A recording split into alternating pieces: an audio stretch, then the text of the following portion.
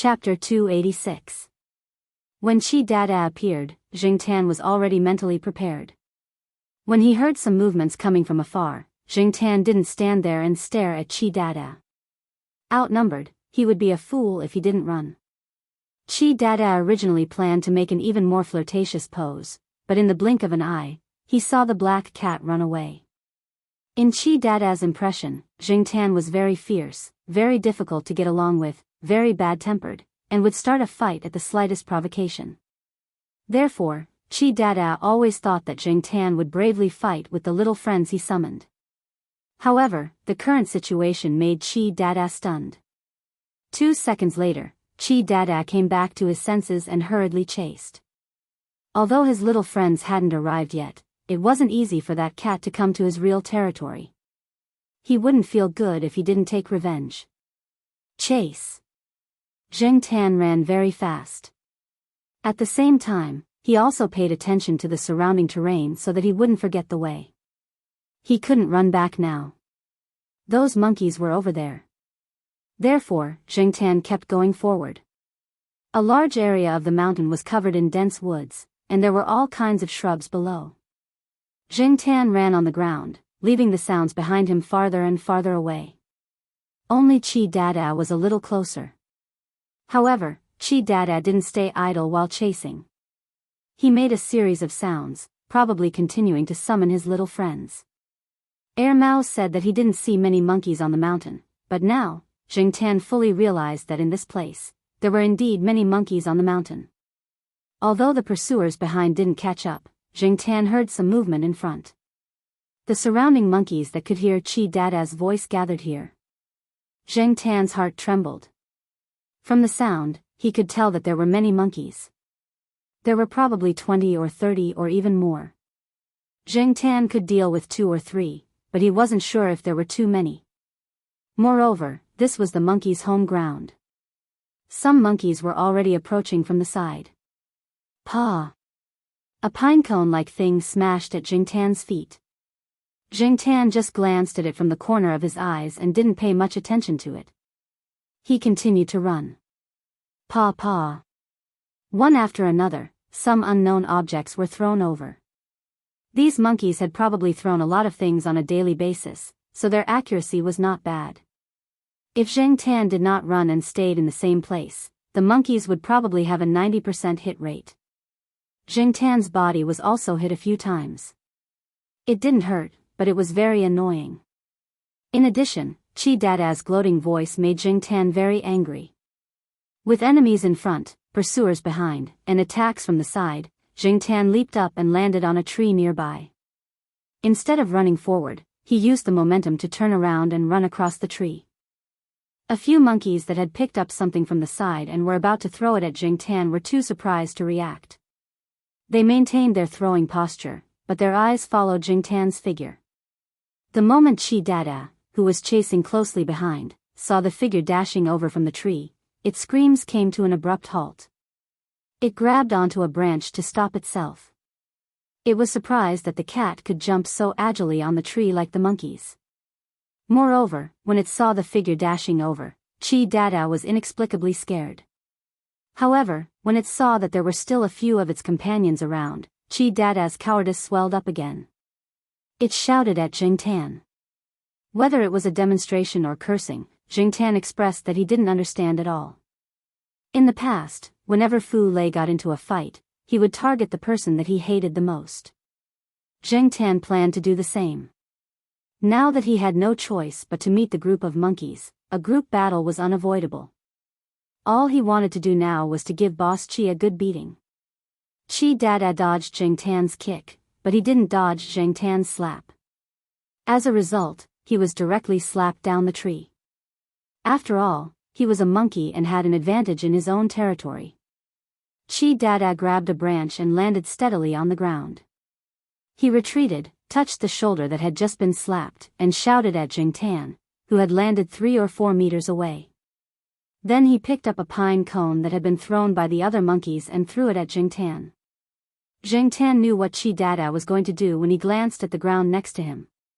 He originally planned to dodge, but he didn't expect that there was a branch about 3 centimeters in diameter and half a meter long. He directly grabbed the branch with his 2 claws, aimed at the pine cone thrown at him, and swung it. Paw!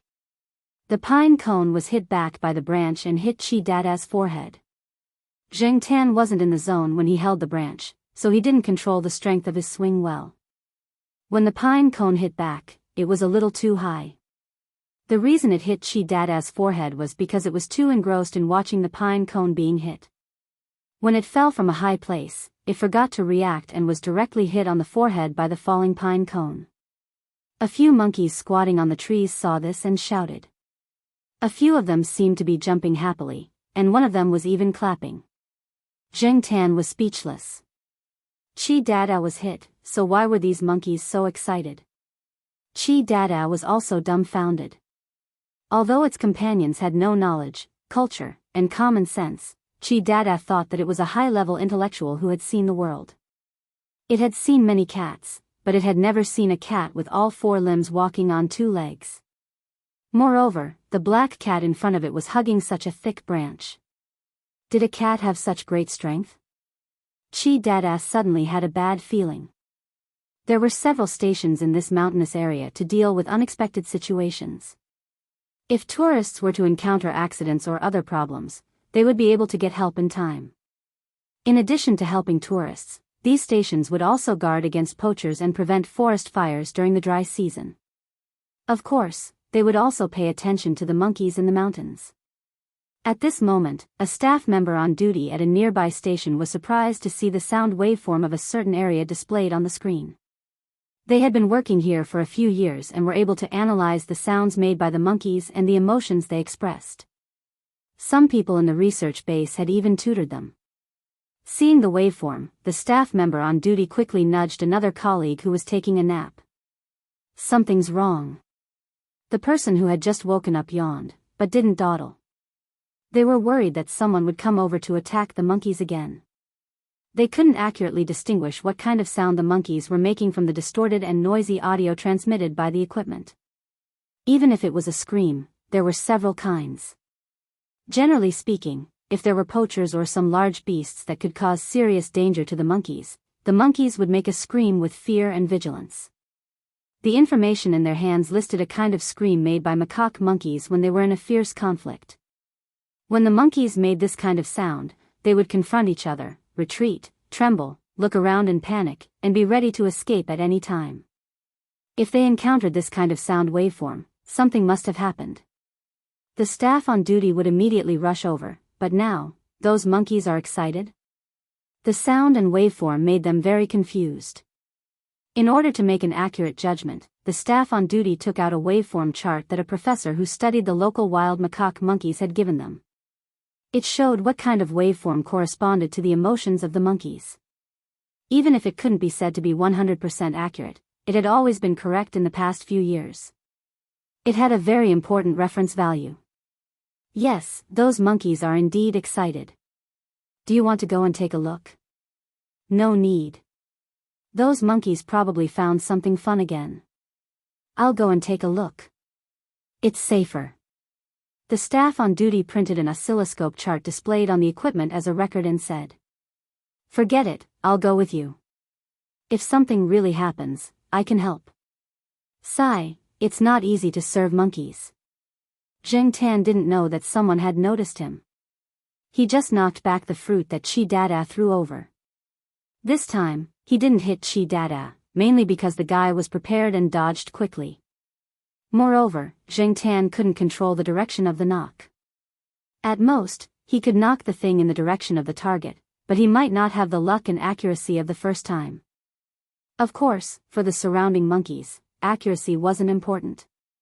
What was important was that Zheng Tan knocked the thing out. Zheng Tan now finally understood what the monkeys were happy about. He found a few familiar monkeys. Perhaps to people, monkeys looked the same, but Zheng Tan could still distinguish some differences. Those familiar monkeys were the ones that Zheng Tan had seen at the base when he followed Mao and the others up the mountain. At that time, those monkeys were watching the students at the base play football. It was said that there were also many monkeys watching the students play badminton and fitness ball. Sometimes, they would even cheer. Just like when Jingtan knocked back the pine cone that Chi Dada threw over, those monkeys shouted happily. This made Jingtan very speechless. He was prepared for a tough battle, but he didn't expect such a situation. Also, Jingtan thought that these monkeys were too dangerous. After all, this was a tourist area. Although these monkeys were wild, they had a lot of contact with people and were more gentle. Even if they were mischievous and occasionally played pranks, they wouldn't attack people or other animals. There were many people in the village who raised cats. Although they were summoned by Chi Dada, they didn't have much hostility toward Jingtan. In addition, Jingtan waved the branch very well, which was similar to the students at the base playing badminton. Therefore, this group of monkeys instantly changed from fighters to amusing. What should he say? What could he say? He looked at Chi Dada and then at the surrounding monkeys. Alas! To be more artistic, it was called one who is close to ink. To put it bluntly, it was called birds of a feather flock together. Otherwise, why would the friends of the amusing monkeys all be amusing? The amusing monkeys were much happier. Suddenly, a monkey found some movement not far away and called out a few times. The other monkeys also looked in that direction. It was the two guards on duty. Jingtan also realized that someone was coming. He threw away the branch in his hand and ran away. After Jingtan left, an adult monkey that often came to the base to watch came down from the tree and picked up the branch. Immediately, a monkey beside him threw a pine cone. The monkey holding the wooden stick pouted its mouth and swung the stick. Paw! Although it took some effort and the stick wasn't swung in the direction of Chi Dada, the pine cone was magically hit and flew straight to Chi Dada. It hit the unprepared Chi Dada's leg. The monkeys around them slapped the branches and legs as they jumped up and down and shouted happily. Chi Dada! He wanted to cry. On the other side, Jingtan, who had run away, wanted to go back directly. However, he smelled a scent. It was a little familiar, but not completely familiar. Chapter 287. Jingtan felt that the smell was familiar because he had smelled it many times in the east courtyard. He had even smelled it a few days ago. Following the smell, Jingtan soon arrived at a steep slope. Usually, even if there were tour groups passing by here, they wouldn't come close. Or maybe they would just come close to take a few cool photos from afar. They wouldn't go down. It was too dangerous for people. If they didn't pay attention, they would roll down. Even if they didn't die, they would be seriously injured. However, for Jingtan, this was nothing. He had even climbed walls in the past few years as a cat. Why would he be afraid of this kind of steep slope? Standing on top, Jingtan looked down. He could see clumps of grass and leaves. They grew a little densely. At first glance, people who didn't understand would think that they were weeds. If Jingtan hadn't smelled the fragrance, he wouldn't have been able to find it. Without the fragrance, even if he saw it, he might not have thought of Old Man Land's favorite flowers.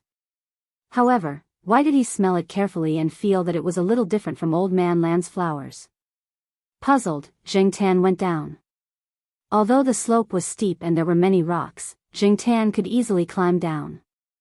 Old Man Lan loved orchids, and he was also famous for cultivating some of the more expensive varieties of orchids.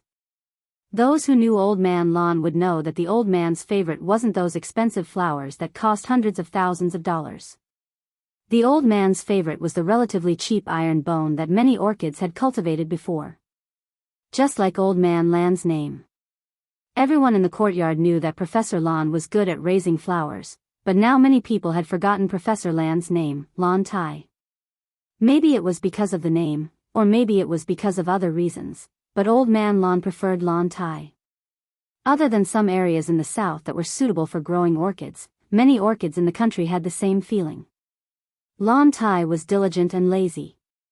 The leaves grew fast, but the flowers rarely bloomed. Some people raised them for a few years without seeing them bloom. However, Old Man Lan was really good at raising orchids. Jingtan could smell the fragrance of Lan Tai every year. Maybe these flowers didn't bloom in the same pot, but it didn't affect Jing Tan's familiarity with the smell. Jing Tan looked at the grass at the bottom of the slope and found the source of the fragrance. Somewhere in the bushes, 5 white flowers bloomed from an upright flower pot. Looking at the appearance of the flowers, they were similar to the ones Old Man Lan grew. Apart from the slight difference in color, the 5 white flowers had a jade-like texture. They grew better than the flowers at Old Man Lan's place. The fragrance was also different from the ones at Old Man Lan's place. It was quite comfortable to smell them.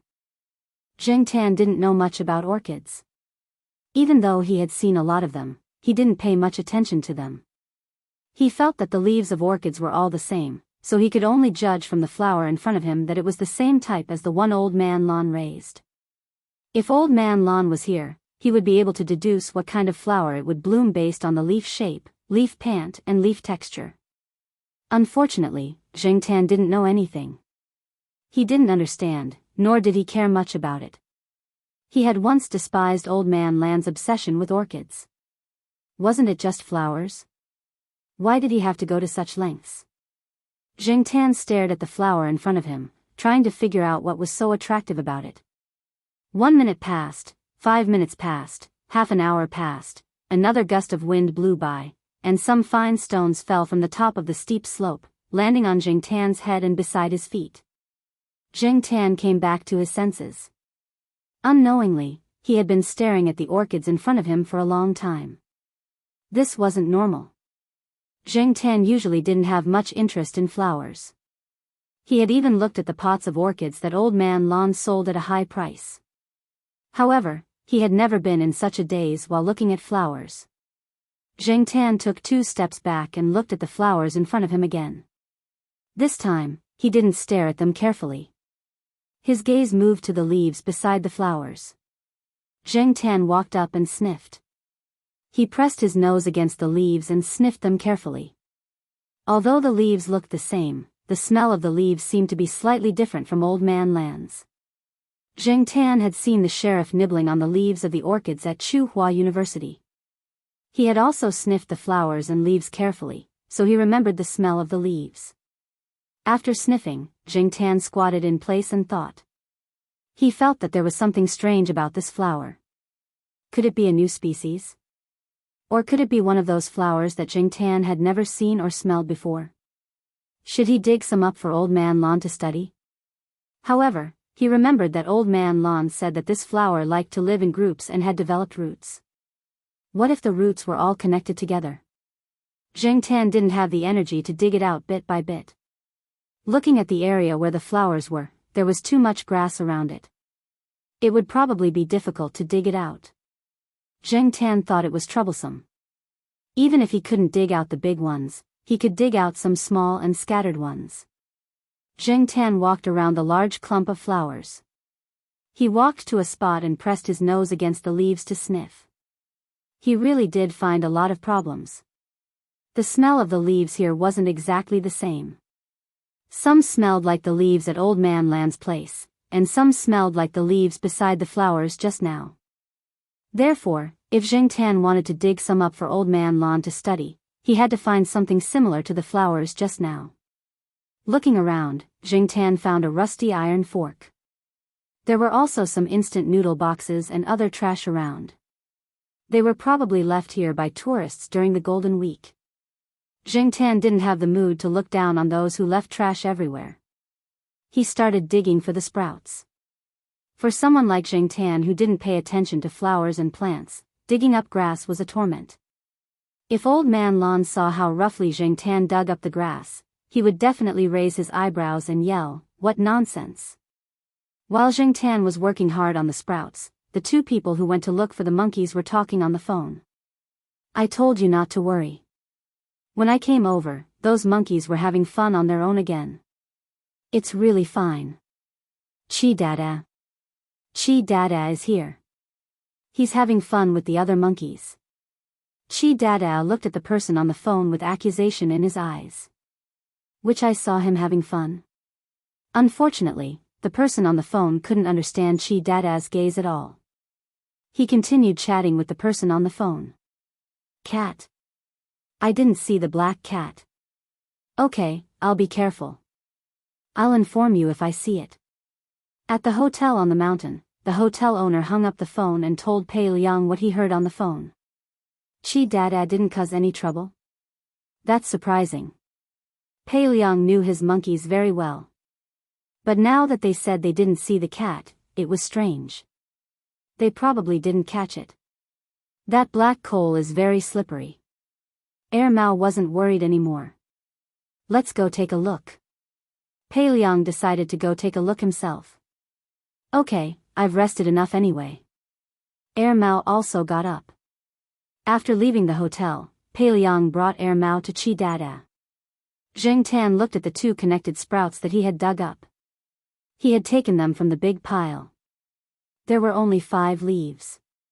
Together with the 2 new leaves at the bottom, they could barely count as 7 leaves. The roots of the 2 sprouts were broken. Looking at their pitiful state, he didn't know if these 2 sprouts would die. Since he had already dug them out, it was a pity to leave them here. He found a vine and carried the sprouts on his back. Zheng Tan rushed up from the bottom of the slope. When he climbed up the slope, a leaf was broken. It couldn't be helped. The leaf was too long. It was 30 to 40 centimeters long. Zheng Tan didn't pay attention when he was climbing up the slope. He was lucky enough to break such a leaf. After going up, Zheng Tan turned back to look at the bottom of the slope. Because of the angle, he couldn't see the flowers that were blooming below. He could only smell the fragrance from below from the occasional changes in the mountain wind. The changes in the direction of the mountain, coupled with Zheng Tan's cat nose that was more sensitive than a human's, allowed him to find this place. In addition, the flowers here didn't bloom frequently. Therefore, even if people knew that there were orchids here, they didn't see them bloom. They thought it was the same as the orchids that many people in the village raised and didn't have a high price. They didn't think it was worthwhile to take the risk of climbing up the slope to dig them up. Zheng Tan also didn't think it was valuable. In addition, he really didn't appreciate flowers. He didn't feel guilty about torturing the sprouts like this. He carried them on his back and left. After identifying the direction and listening to the movements of the monkeys, Zheng Tan went in that direction. Just as Zheng Tan was about to return to the place where the monkeys were playing baseball, he heard human voices. Among them was Mao's noisy voice. Zheng Tan took down the sprouts on his back and put them aside. He shook off the vines and waited there. After Mao and the others found Chi Dada, they quickly found Zheng Tan. Hey, Black Coal, where did you pull the grass from? Mao asked as he came up and flipped the 2 sprouts of grass that had been tormented. Let's go. It's getting late. We'll go down the mountain and go back. Pei Liang comforted Chi Dada. He knew that this guy had probably been wronged. Fortunately, he didn't see any injuries on his body. Okay. Mao responded and got up to leave. Then, he found that his trousers were hooked and there was a hole in it. He lowered his head and looked at the cat's claws that had torn his trousers. Mao turned around and looked at Zheng Tan. What's wrong with you? Zheng Tan looked at the 2 sprouts. Bring them? Mao picked up the 2 sprouts. They won't survive, right? No matter what, it wasn't troublesome to bring 2 sprouts. Gong Qin even found a bag and wrapped the roots of the sprouts. Regardless of whether it was useful or not, it looked better this way. It was also convenient to bring them along so that they wouldn't accidentally destroy the roots. After they went down the mountain, an old man from Pei Liang's family took care of the 2 sprouts of Zheng Tan. He thought that Mao had found them from the mountain. He even used a small flower pot. Can they survive? Mao asked the old man who helped to take care of the black rice when he went downstairs. They should be able to. This thing is easy to take care of. The old man didn't care. Do you think there's anything special about this grass? Nothing special. It's just a relatively common orchid. Many people here grow it. There are many in our yard, the old man said. They were in a tourist area. There were always people moving around. There were also many people who went up the mountain and went deeper. They had never heard of any rare species of orchids being found. Mao looked at the place where the old man was pointing. There were quite a lot of orchids. It looked about the same. He didn't understand why the cat would bring the grass back. Was it to eat it? Zheng Tan stayed at Pei Liang's house for 4 days. Every day, he went to check on the orchids that were taken care of by the old man. It looked like they were alive. It was worth his effort to dig them up. Chapter 288. After Zheng Tan came back, he quickly forgot about the orchids on the balcony. At first, he didn't know how to give the orchids to Old Man Lan, but after a while, he forgot about it.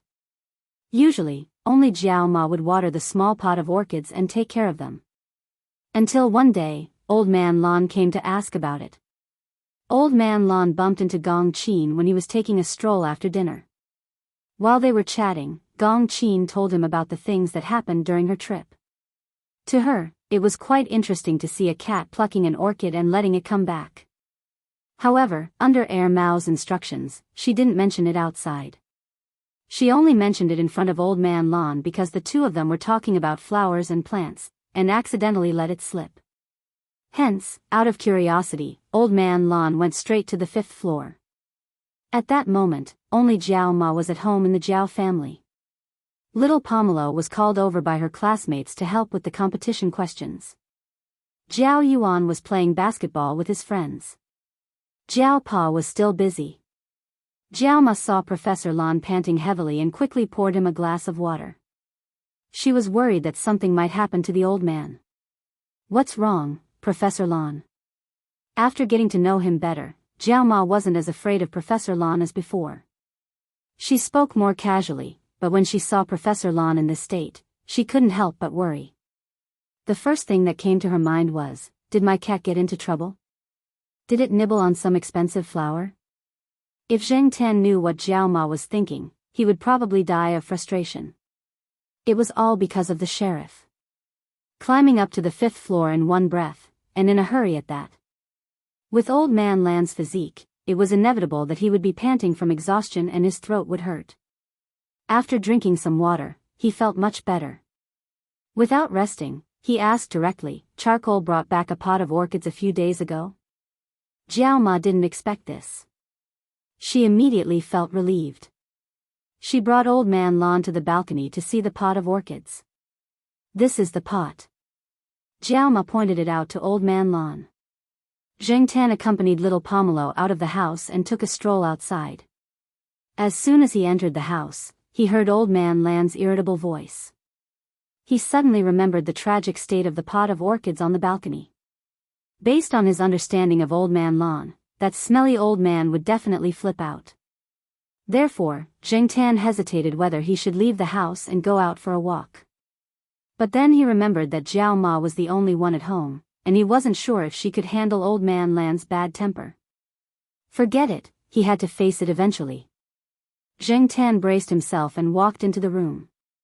He poked his head out to take a look at the door and was caught by Old Man Lan, who had just turned around. "Black charcoal. Get over here." Old Man Lan roared. Jiao Ma's heart was in her throat again. She couldn't help but worry. Zheng Tan slowly walked to the balcony. "Did you gnaw on this leaf?" "No, there's no bite mark." "Did you break this leaf?" "Aya, how can you do this? This can't go on." It wasn't clear whether he was criticizing Zheng Tan or the person who planted the flowers. Jiao Ma stood awkwardly at the side. In fact, she really wanted to say, "Isn't it just a pot of ordinary orchids? Is there a need to make such a big fuss?" But when she thought of Old Man Lan's temper, she held herself back. Zheng Tan felt that Old Man Lan was suddenly possessed by mania. His words were illogical. All he did was circle around the pot of orchids. His words and actions revealed his heartache for the pot of orchids. It was as if a piece of his flesh had been dug out. Zheng Tan sneered in his heart. Although Old Man Lan was heartbroken over the pot of orchids that the sheriff had gnawed on, he didn't seem to be this heartbroken. It was obvious how important iron was to Old Man Lan. When Old Man Lan's mania subsided, the old man seemed to have made a decision. "I'll take care of this pot of orchids for you for a while before bringing it back," Old Man Lan said to Jiao Ma. After that, he looked at Jingtan. Jiao Ma also looked at Jingtan. Then, she said to Old Man Lan, no problem, you can take it. I'll carry it down for you. It's fine. I can still carry such a small pot of orchids. Old Man Lan blocked Jiao Ma's hand and carried the pot himself. When he left, he even snorted at Jingtan. When Jiao Pa came back at night and found out about this, he didn't have any objections to Old Man Lan moving the pot of orchids away. After all, he didn't know how to take care of flowers. Taking care of flowers was also a skill. I'm just worried that Black Charcoal will throw a tantrum. Didn't Mao say that Black Charcoal found this pot of orchids and brought it back? Jiao Ma said. Don't worry. Black Charcoal won't throw a tantrum. You know, if a cat really wants to protect its food, no one can easily take it away from its mouth. Similarly, if a cat really cares about the pot of orchids and wants to keep it at home, Black Charcoal will definitely protect it like its own private stash. Obviously, Jiao Pa knew Jingtan better than Old Man Lan. After Old Man Lan moved the pot of orchids downstairs, Jingtan rarely saw Old Man Lan for the next few days. He didn't see Old Man Lan coming downstairs to chat with his old friends when he went out for a walk after dinner. Jingtan happened to hear a few old professors talking about Old Man Lan. They said that Old Man Lan had recently become obsessed with orchids. He was only interested in a pot of orchids that were only worth a few dozen RMB or less. When he came back from his walk and went upstairs, Jingtan saw that the door of Old Man Lan's house was open, so he walked in. In the house, old Madame Zhai was sweeping the floor. When she saw Jingtan, she immediately smiled and waved at Jingtan, indicating that Jingtan should go in and play. With old Madame Zhai around, Old Man Lan wouldn't get mad. Therefore, Jingtan didn't have to worry that Old Man Lan would fly into a rage if he provoked him. Old Man Lan was in the study room, wearing reading glasses and flipping through a book. At the same time, he was writing something in a notebook. He was mumbling something in a low voice. Jingtan didn't hear what he was saying clearly. He didn't understand the meaning of the words that he heard. After old Madame Zhai finished sweeping the floor, she sat on the sofa to rest.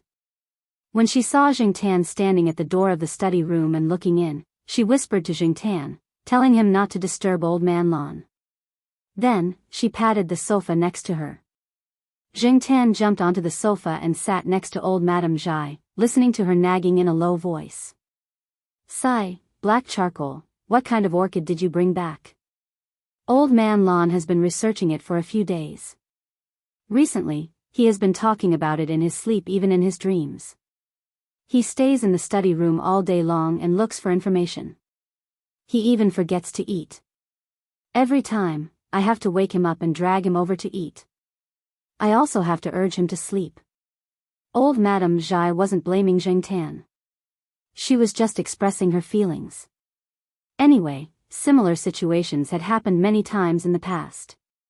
As an old couple for decades, old Madame Zhai knew Old Man Lan quite well. Jingtan's heart moved. Hearing old Madame Zhai's words, the orchid was indeed different. Jingtan could notice the difference because he saw the flower and smelled the scent. The scent on the leaves was also one of the ways to identify the difference. However, could a person distinguish and determine the difference between leaves just by smell? Based on Jingtan's understanding of these old science and technology professors, they should be looking for more direct evidence. Therefore, the biggest possibility was that Old Man Lan saw the difference from the leaves of the grass.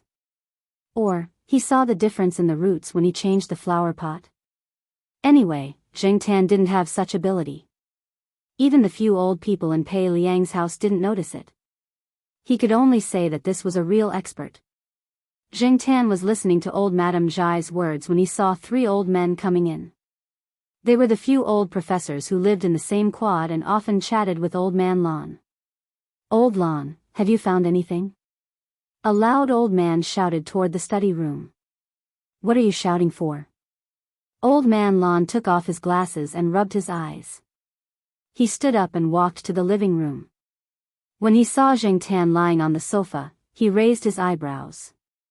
He didn't say anything and directly asked the old men who came in, if you have something to say, say it. If not, hurry up and leave. Don't disturb me. The three old men were already used to Old Man Lan's way of speaking. They weren't angry and even smiled at Jingtan. Black Charcoal, hurry up and eat Old Man Lan's orchid pot. I'll give you a bowl of small yellow croaker for every leaf you eat. The other two old men didn't leave him behind. I'll give you 2 bowls. Including me, I'll give you 2 bowls for every leaf you eat. That'll make it 5 bowls. Black Charcoal, go. Jingtan. Go your ass. One of the old men wandered around and looked at the orchid pot. He then looked at the other pots of iron and shook his head. I really don't know what you're thinking about. Aren't they all the same? Anyway, they all look the same to me, another old man said. Hey, will it bloom next year? Then we'll be able to see the difference, the third old man asked. Old Man Lan glanced at them. Next year? Dream on. It'll take at least 3 to 4 years for this pot of flower to bloom, maybe even longer. Hearing this, Jingtan withered instantly. He was still full of anticipation. If he had known this would happen, he would have dug up the one that had already bloomed.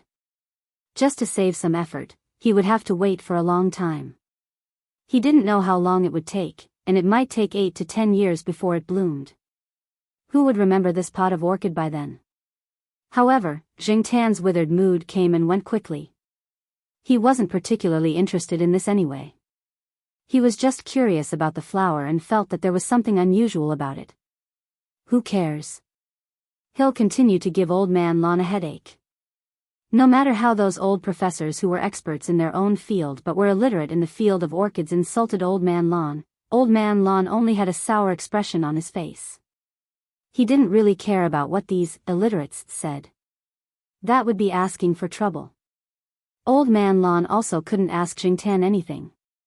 He knew that he couldn't get anything out of a cat, so he went to the opposite door to look for Mao a few times to ask about the environment in which the flower grew.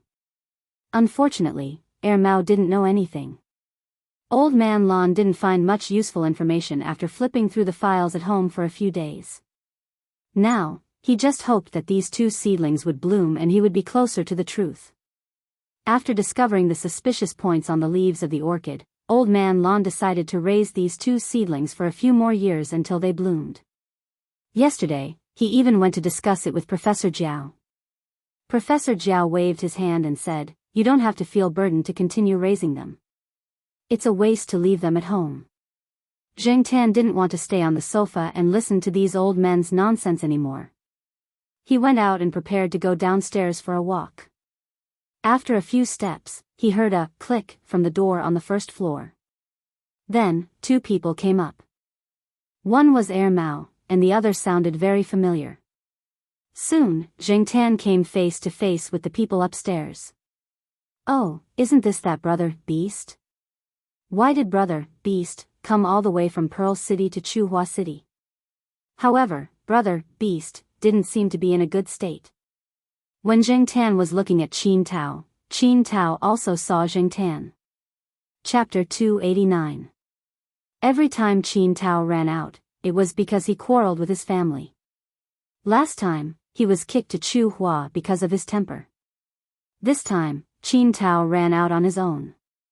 Because of this, his parents were so angry that they broke several phones. Now that Qin Tao had changed to a new card in Chuhua City, it was to avoid being held accountable. As for coming to Chuhua, one was to see Mao's girlfriend, and the other was to relax. In Qin Tao's own words, he was unhappy, so he came to chat with his brothers. When he came to Chuhua, Qin Tao went straight to Mao. He didn't even go to his uncle's place. Some relatives got along well, while others were at odds with each other. To save time, Qin Tao didn't want to see any of them. When he saw Jingtan, Qin Tao was very happy. When he went upstairs, he called Jingtan over for dinner. He bought a lot of food before he came. Now, Mao's study room was cleaned out, and there was a single bed. When Qin Tao saw it, he winked at Mao. The 2 of them are sleeping in separate rooms. Mao gave him the middle finger. It's for black rice. As if I'd believe you. Do you want me to take you in?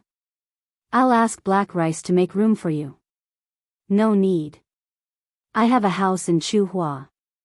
Besides, I have someone to accompany me at night. There are many little fairies who want to accompany me. Qin Tao didn't want to talk about his family. Mao asked him if he had any trouble, but Qin Tao didn't want to talk about it.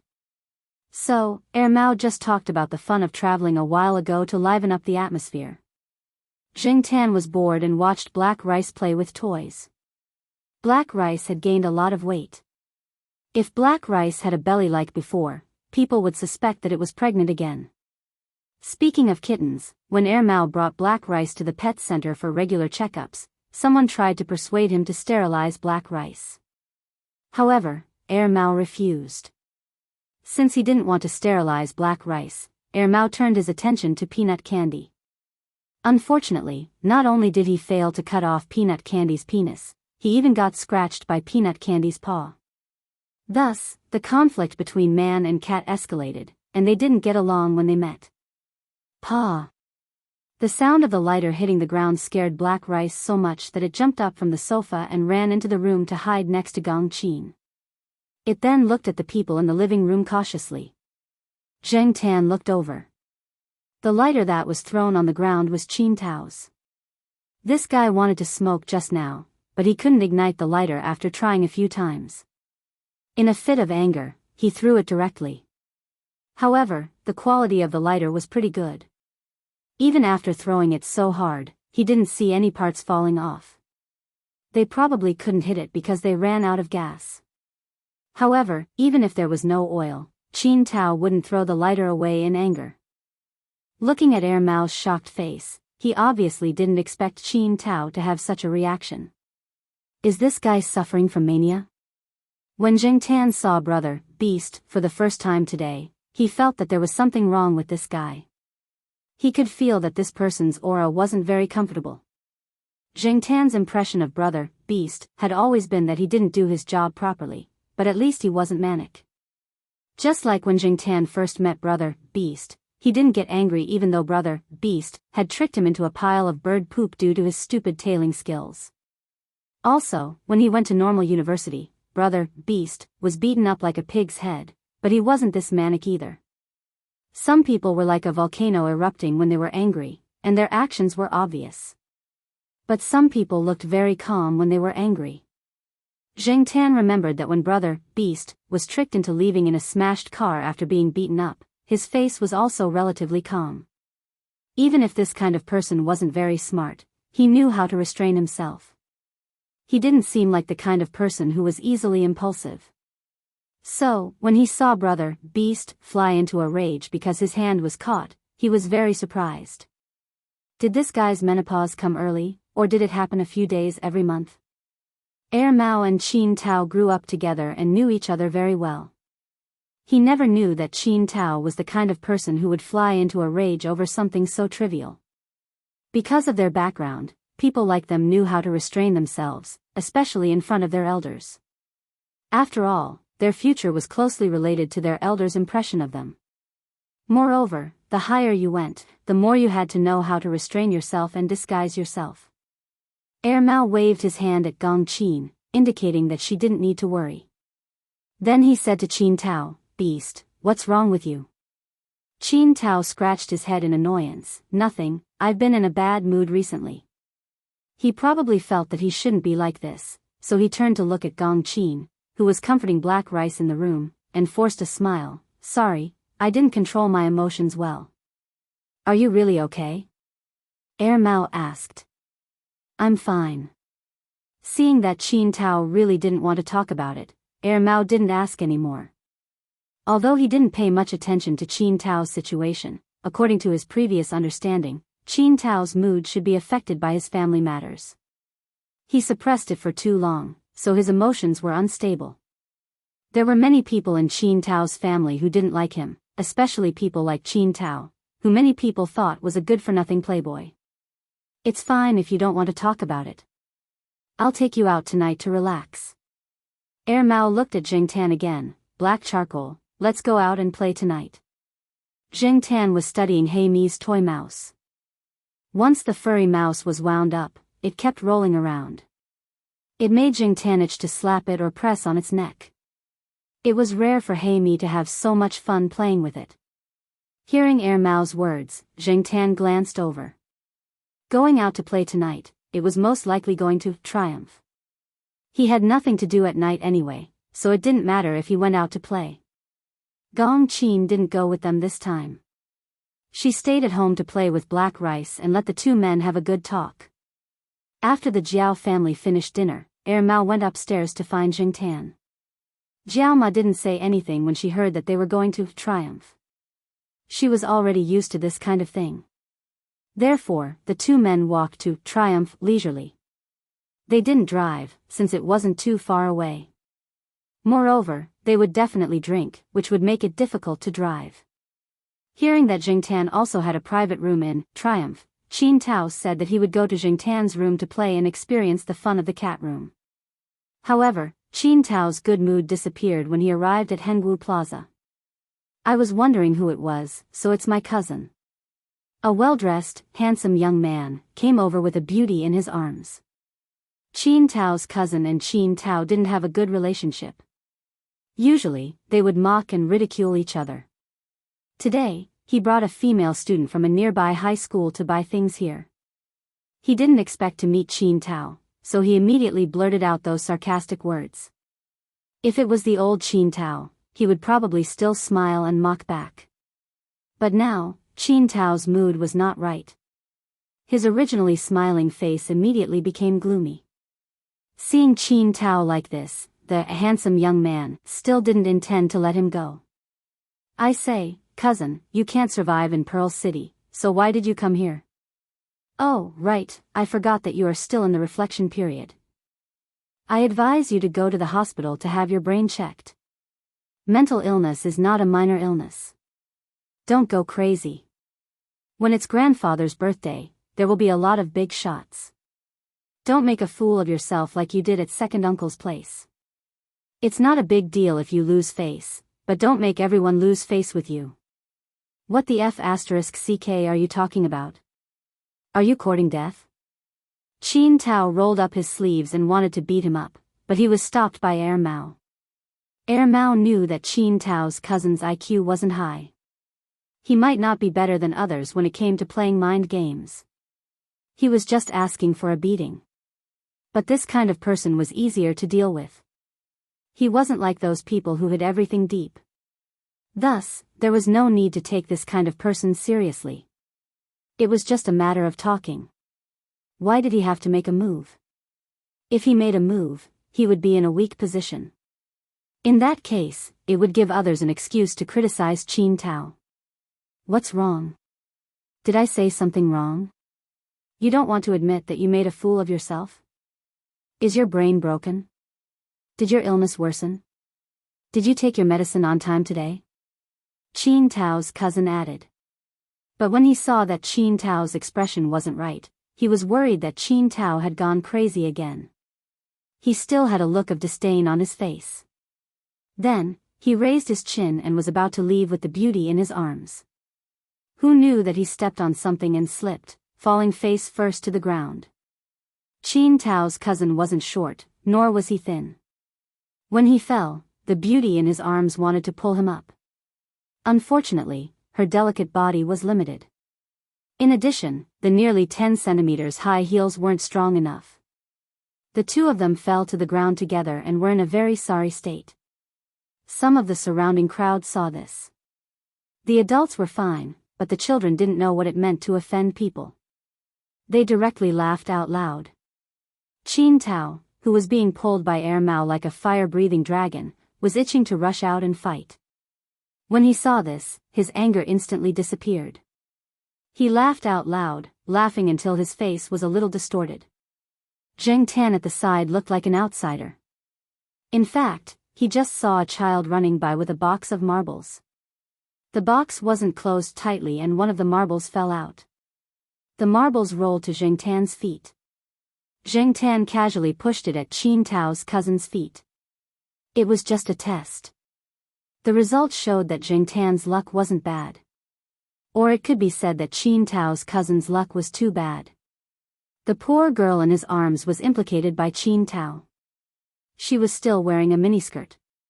Compared to the result of Zhuo Xiaomao's trick, Qin Tao's cousin was considered lucky.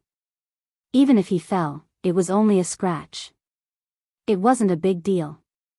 It wasn't like Zhang Dong, who was hurt by Zhuo Xiaomao. After the two people got up and left, Qin Tao was still squatting there laughing until tears came out of his eyes. Seeing Qin Tao like this, Zheng Tan's beard trembled. This person was really like a crazy person. Didn't he see the child next to him retreat like he saw Godzilla?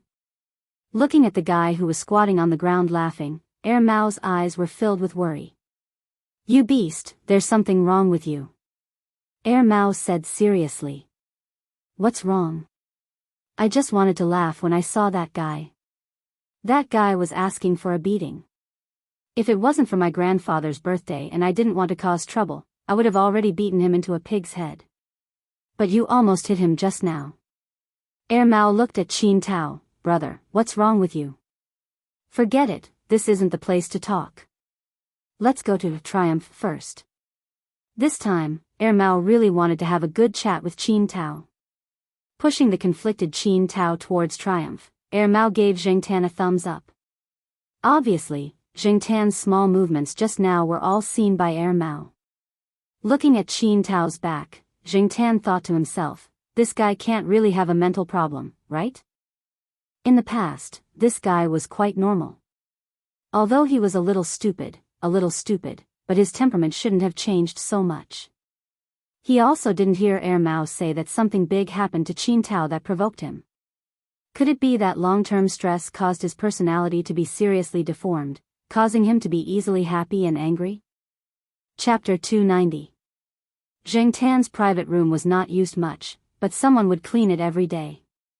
Sometimes, they would find some new decorations. Zheng Tan was not interested in those little things, so he did not pay much attention to them. Mao, on the other hand, was pinching this and that, muttering that it would go to the pet center to see if there were any similar toys for Black Rice. After walking around once, Qin Tao said, "Coming here to play also has a different kind of fun. Unfortunately, there are only 2 men in this room." "Oh, 3 men. Black Charcoal is one of them. Unfortunately, cats are very territorial and will not allow strangers to enter," Mao said like a cat expert. Zheng Tan complained in his heart. He really did not care about calling Mei Niu over to liven up the atmosphere, really. After ordering some things, Mao did not beat around the bush. He had to find out what happened to Qin Tao. "You know, even if you don't say it now, I think I will find out soon," Mao said. In order to calm Qin Tao down, Mao did not order any alcohol. There were only some tea and ice water on the coffee table. After drinking a glass of ice water, Qin Tao pinched his eyebrows, sighed, and briefly explained his situation. The symptoms started 2 months ago, or maybe even longer. Qin Tao only realized that something was wrong about 2 months ago. He knew that his temperament was changing. He was easily angry and impulsive. Sometimes, he would get angry because of small things. Because it was difficult to control his emotions, he fought more and more with people. Many times, before his brain could react, his fists had already been swung. When he thought about what he said, he always felt that his brain must have gone haywire. Because of Qin Tao's behavior, his family became more and more disappointed in him. Qin Tao did not give many people the impression that he was not very optimistic. Now, with this more negative side, his life became more difficult. The reflection period that Qin Tao's cousin talked about originated from a dinner party held by one of Qin Tao's elders. Some friends and famous people in the industry were invited, and some people brought their unmarried children for a walk to see if they liked each other. Originally, there were also some people who went after Qin Tao. Unfortunately, because Qin Tao had a dispute with someone at the banquet, Qin Tao beat the other party up and sent him to the hospital. If it weren't for someone stopping the fight at that time, the other party would probably be in an even more miserable state, or even have his life in danger.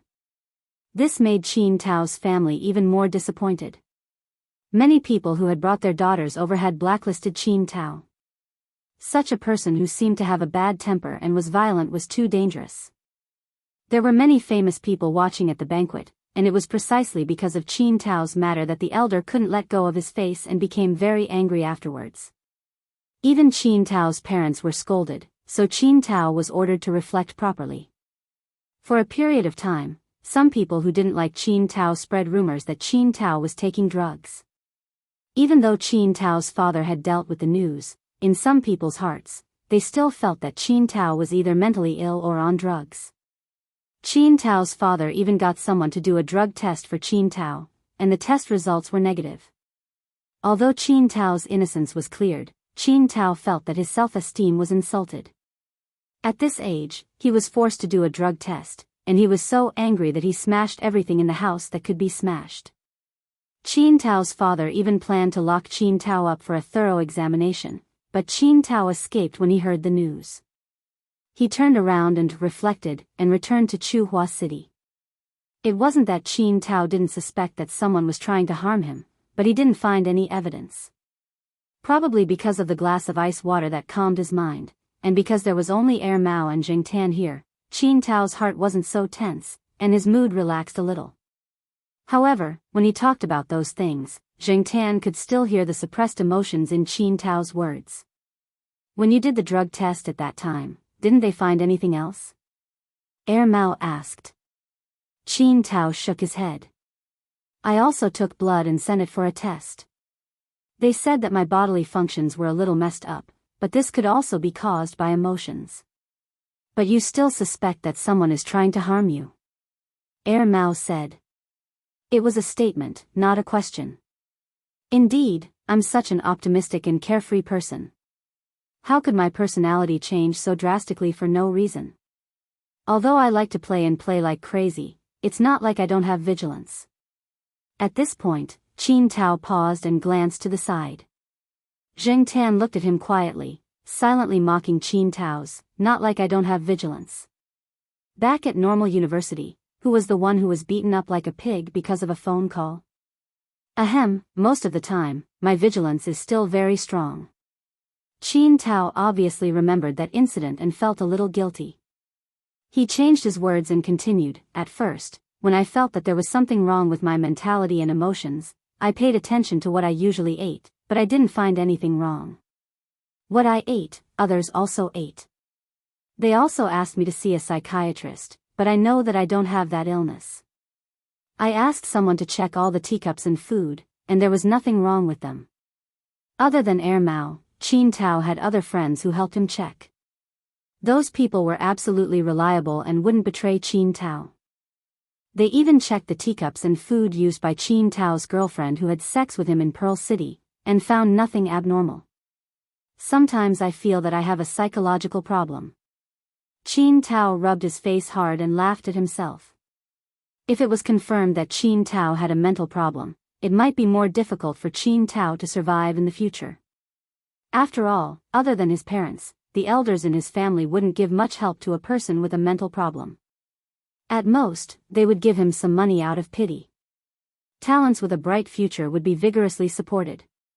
Even if Qin Tao looked like a playboy before, he would at most be scolded a few times. However, if he had a mental problem, he would be directly banished to the cold palace, and would be carefully monitored. A person who wasn't mentally ill was treated like a mental patient. Not to mention his future, Qin Tao's self-esteem couldn't accept it. As for personal protection, in the eyes of some of Qin Tao's elders, a person who couldn't even protect himself would be pulled down even if they pushed him up. Therefore, even if they suspected that Qin Tao had been set up, they wouldn't intervene. They could provide money and people. If you had money and people, but you didn't know how to use it and couldn't find anything, what would you be if you weren't a good-for-nothing? If I can't find out before the old man's birthday, I'll be in trouble. Qin Tao was annoyed. Jing Tan felt that Qin Tao was quite sad. There were few trustworthy and smart friends in the place where he mingled. As for Air Mao and his other trustworthy friends with good IQ, they were in different places. Although they occasionally chatted on the phone, Air Mao's brother was very busy. Mao had been busy with his love affairs for the past 2 months, and Qin Tao didn't mention it when he called, so Mao and the others didn't know. You beast. Mao looked at Qin Tao. What? Take off your clothes. Zheng Tan and Qin Tao, what's with the look in your eyes? I just want to see if there are any suspicious marks on your body. Mao was so angry that he laughed. No needle marks. Qin Tao knew what Mao was looking for. I know you have needles, just in case. Since they didn't find anything wrong with his food and drink, what about the injection? However, Qin Tao actually hated needles. Very few people knew about this. Ever since he was young, Qin Tao had always gone to the hospital because of injuries from fighting. For common colds, he would avoid injections if he could. When this guy was asleep, no matter how careful you were with injections, he would immediately wake up and punch you. However, if you were to use other things like a stick to hit him, this guy would not open his eyes if he could. The tall and mighty man couldn't say that he was afraid of needles. When he went to school to get vaccinated, Qin Tao would hold his breath and pretend to talk to others to distract himself. He would never look at the cold and slender needle in the syringe. Every time after the injection, Qin Tao would be depressed for a long time. Now many people didn't mention it. Even the cousin who didn't get along with Qin Tao didn't know that Qin Tao hated needles. Otherwise, there would be another thing to mock Qin Tao. It can't be an injection, otherwise I would have felt it. Even if I missed it once, I wouldn't miss it every time. Qin Tao said with certainty. If it wasn't those abnormal masters, the needle would inevitably penetrate the blood vessels or nerves. Qin Tao was very sensitive to needles. Mao once laughed at Qin Tao. In the past, when they went to a club for acupuncture, the master there repeatedly promised that it would never hurt. But Qin Tao jumped up and ran away after 2 needles. Moreover, Qin Tao also said that the spearhead had been there for a long time. This was a long-term process. That was to say, if someone really wanted to use this method to harm him, it wouldn't be as simple as 1 or 2 needles. So I'm annoyed. Now I gradually can't control my emotions. In the beginning, I could suppress my emotions by self-suggestion, but now I can't suppress it at all. I can become irritable once the fire ignites. Qin Tao said as he poured another glass of ice water. Qin Tao's IQ was not high. Although he was at the bottom of the class like Mao was strong in the wrong way, and Qin Tao was an out-and-out foppish person. It was hard for him to hold back until now to tell Mao. Forget it. If you can't figure it out for the time being, then don't think about it. I'll find someone to check it out. Mao said. Qin Tao directly spent the night in Mao's private room and didn't go to the hotel. The next day, when Zheng Tan passed by the 3rd floor, the door was closed. Mao probably went out to check on Qin Tao. Although Zheng Tan wanted to help, he couldn't do anything now. During the day when there was no one at home, Zheng Tan secretly surfed the internet at home if he didn't want to go out for a walk. Or he would go to some of the colored magazines hidden by Jiao Yuan. On this day, after Zheng Tan finished reading the magazines hidden by Jiao Yuan, he glanced at a stack of other magazines on the table. These were subscribed to by Jiao Pa usually. Jiao Yuan and little Pomelo would also read them. Zheng Tan was suddenly interested and flipped through the top magazine. As he flipped through, Zheng Tan paused. It was a debate between experts. The so-called debate was a professional and civilized quarrel between the two sides with reasons and evidence. Will the revolution in the field of hypodermic injection finally lead to victory? Needleless injection, also known as jet injection, referred to the use of mechanical devices to generate an instantaneous high pressure to push the medicine to form a high-pressure jet. It passed through the skin at high speed and directly diffused into the subcutaneous or muscle tissue. The jet was extremely fast, some even faster than the speed of sound. Because it was so fast, people would not feel pain.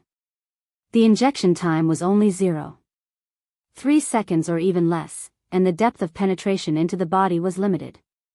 It would not penetrate the blood vessels or nerves, which was difficult to avoid with traditional needles, and the stimulation to the nerve endings was very small. The revolution of medical injection technology had evolved this kind of needleless syringe from the Big Brother to the size of an ordinary pen. However, the price was not acceptable to the public, and there were even fewer of them in the country. Chapter 291. Zheng Tan didn't conclude that the needleless syringe had anything to do with Qin Tao's poisoning just because of this. He flipped through the arguments of the experts and found that some of them had come up with all kinds of negative evidence. The needleless syringe was injected by pressure.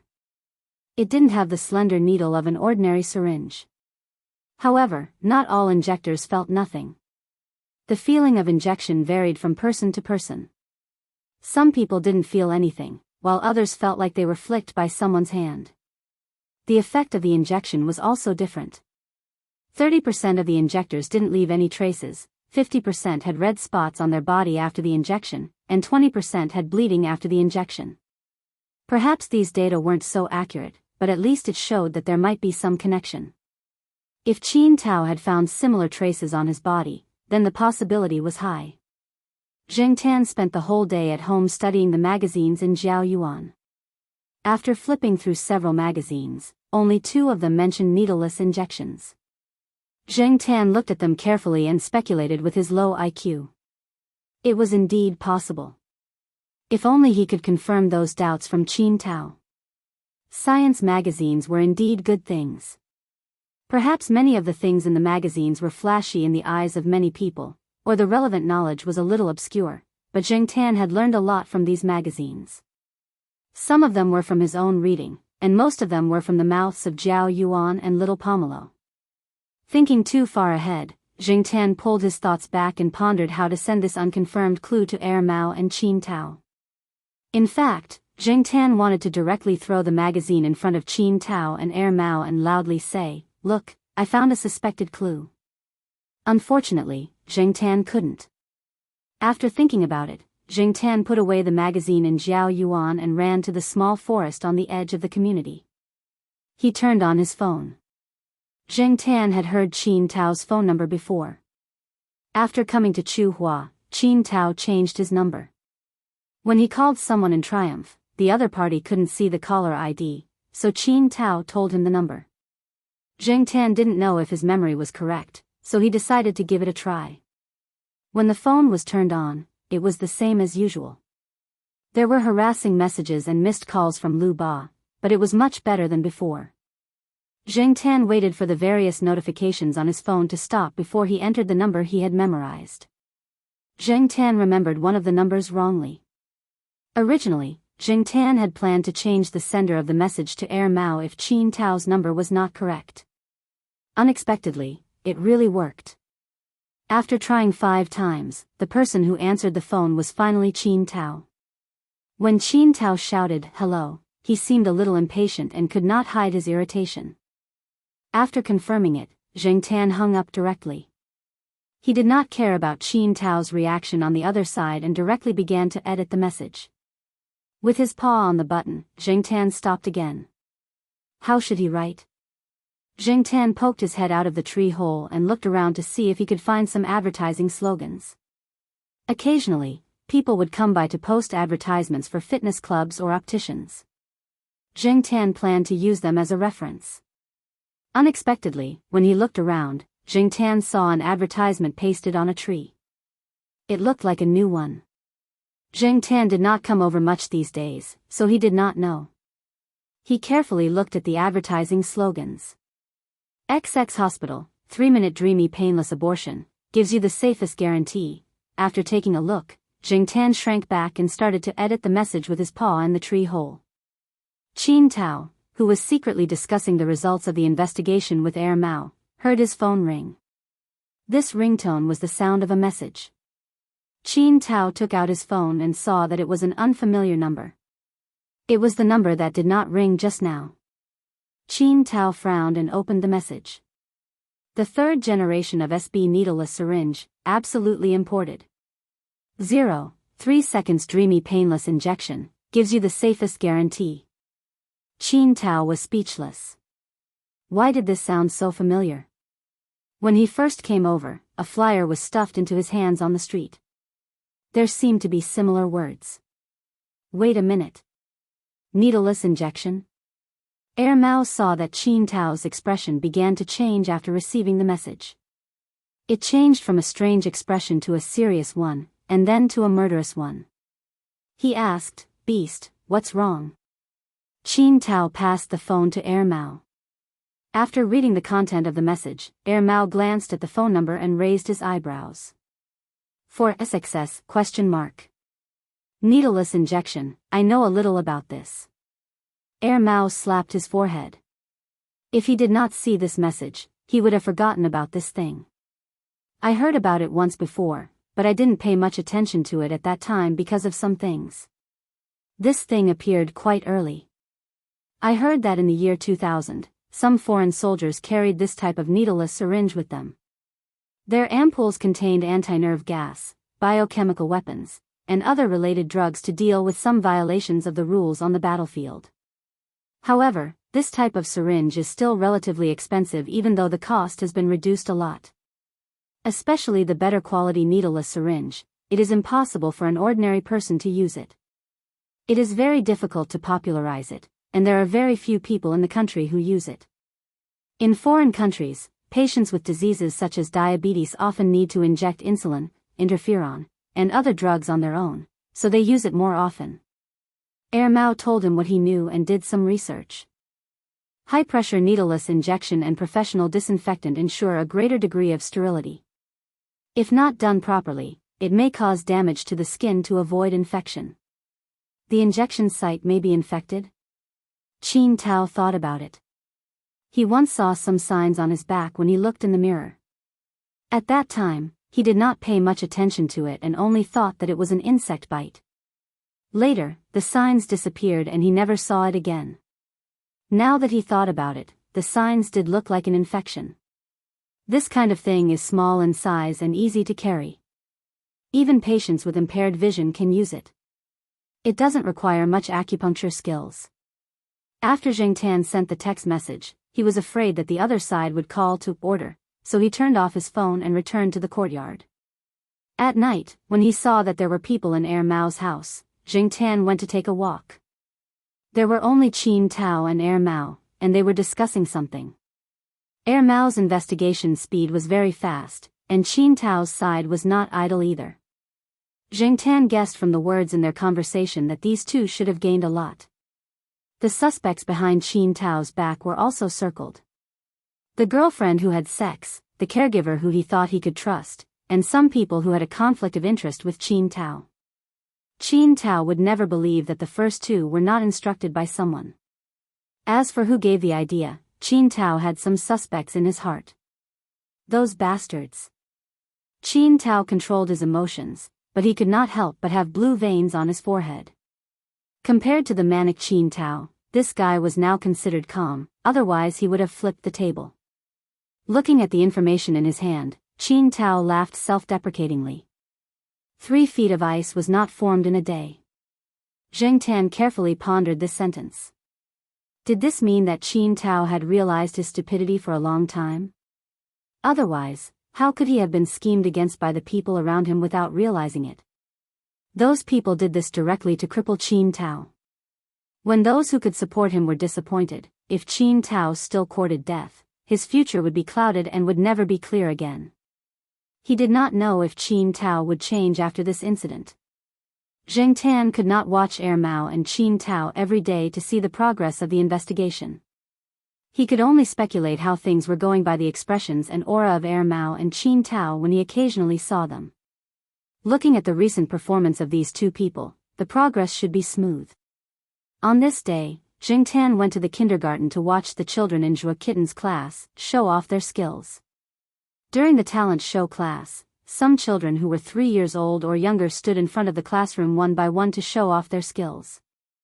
There were quite a lot of children who memorized the 3-character classic and ancient poems at such a young age. Zheng Tan did not know if it was because children nowadays were precocious or because of education, but they were much better than he was when he was young. Although he could not remember what he was like when he was young, he heard people say that he could not compare to the children here. As for Zhuo Kitten, this little guy did not seem to be interested in showing off his skills at all. When Zheng Tan did not come, he held his chin in a daze. When Jingtan came closer, he walked to the window where Jingtan was. Sometimes, he would whisper to Jingtan. After the talent show class, it was free time. The children mostly went to the slide and other places. Zhuo Kitten followed Jingtan and talked to him. He talked non-stop, and Jingtan was only responsible for listening. A man and a cat stood in the corner. Suddenly, they heard a voice. "Hey, Black Charcoal. Whose kid is this? Are you two familiar with each other?" Qin Tao was in a better mood now. He had found someone to share and found some things.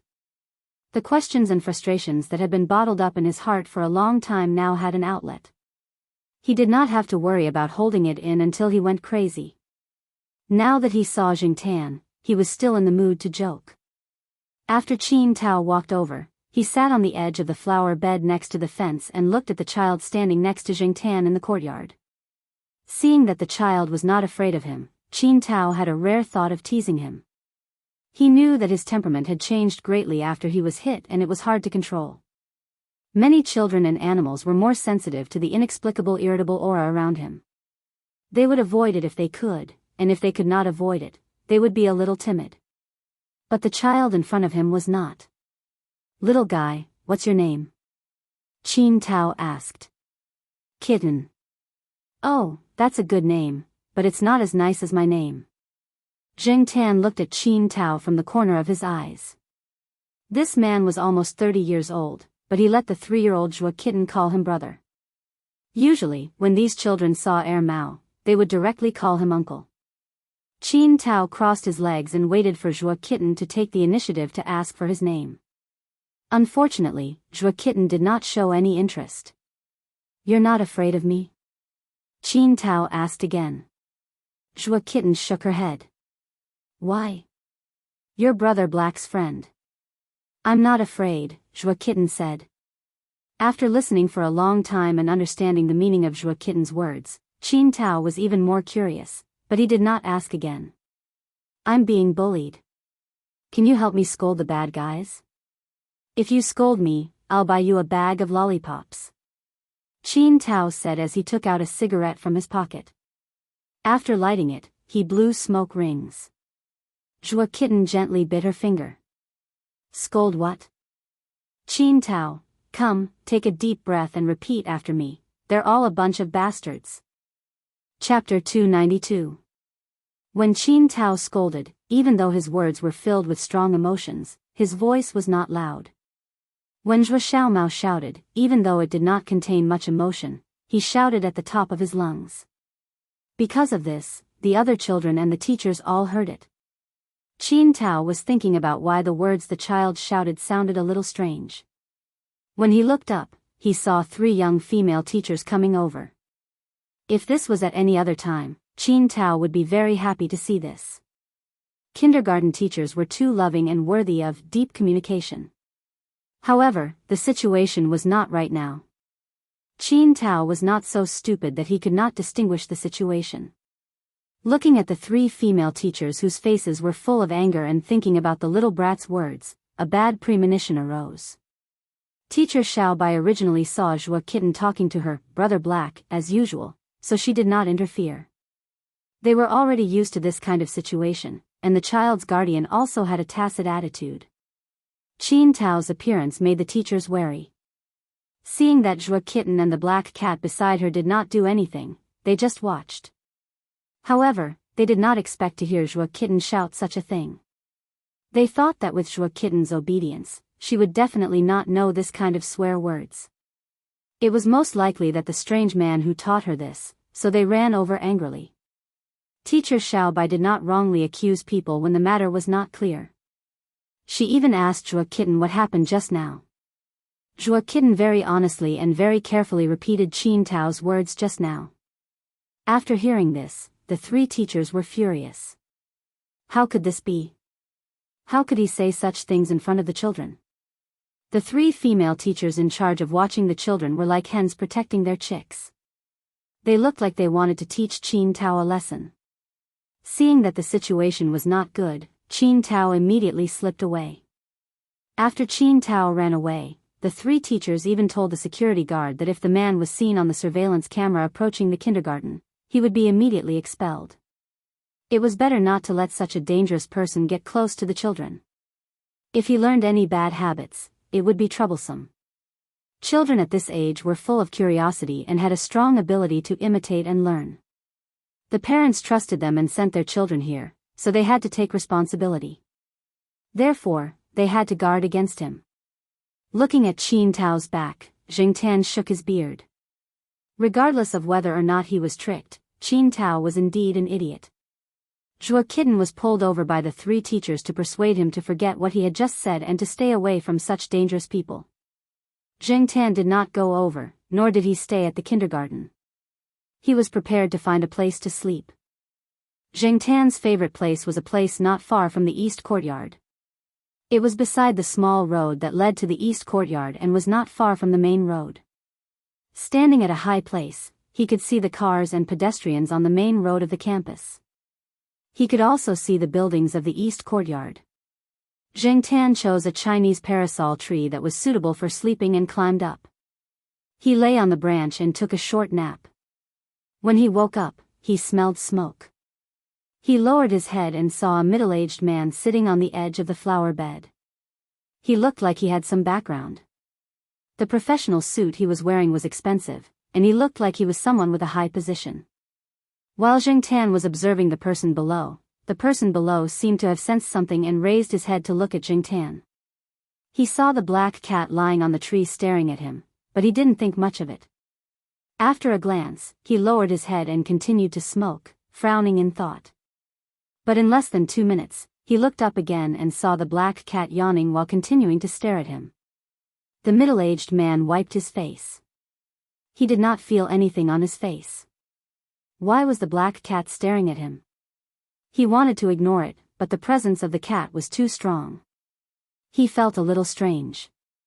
He was already full of worries and was more upset. Now, he could not calm down to think about things. Jing Tan stared at the person. He felt that the person looked familiar, so he looked at him carefully. When the person raised his head, Jing Tan remembered who he looked like. The way he was frowning was very similar to Qin Tao's. Could it be Qin Tao's father? Or Qin Tao's relative? He was rich, looked like Qin Tao, and appeared at a time when Qin Tao was in trouble. Jing Tan could not help but suspect the relationship between this person and Qin Tao. Because of this, Jing Tan kept staring at the person, wanting to be sure. Just as the middle-aged man was being stared at, a car passed by on the side road and slowly came to a stop. The car window opened and Fang Xiaokong's face was revealed. "Hey, third brother Qin, aren't you in Pearl City? Why are you in Chuhua?" Fang Xiaokong asked. He just felt that the person on the side of the road looked like someone. When he got closer, it was true. The two of them were the third in the generation in the family. Their families had some friendship. However, Fang Xiaokong was younger, so Fang Xiaokong always called him third brother Qin. Qin? Could it be? Jing Tan thought. Oh, it's third brother Fang. The man looked at Fang Xiaokong and was not very surprised. He knew that Fang Xiaokong also had some assets in Chuhua. That little bastard came to hide in Chuhua. I came over to tie him up, the man said. Fang Xiaokong understood. Although he did not take the initiative to investigate those matters, he had heard about it. He knew that the little bastard of Qin San's family had caused some trouble. He did not ask what the matter was. He only said, "Be gentle with the child. Don't always beat him." Qin Tao's father was a capable man when he was in the army. Later, he relied on his family's connections to do business. Unfortunately, he was powerless when it came to educating his child. Every time he thought about Qin Tao's childhood, Qin Tao's father would have a headache. The boy is different from the girl. He won't be obedient unless I beat him, Qin Tao's father said.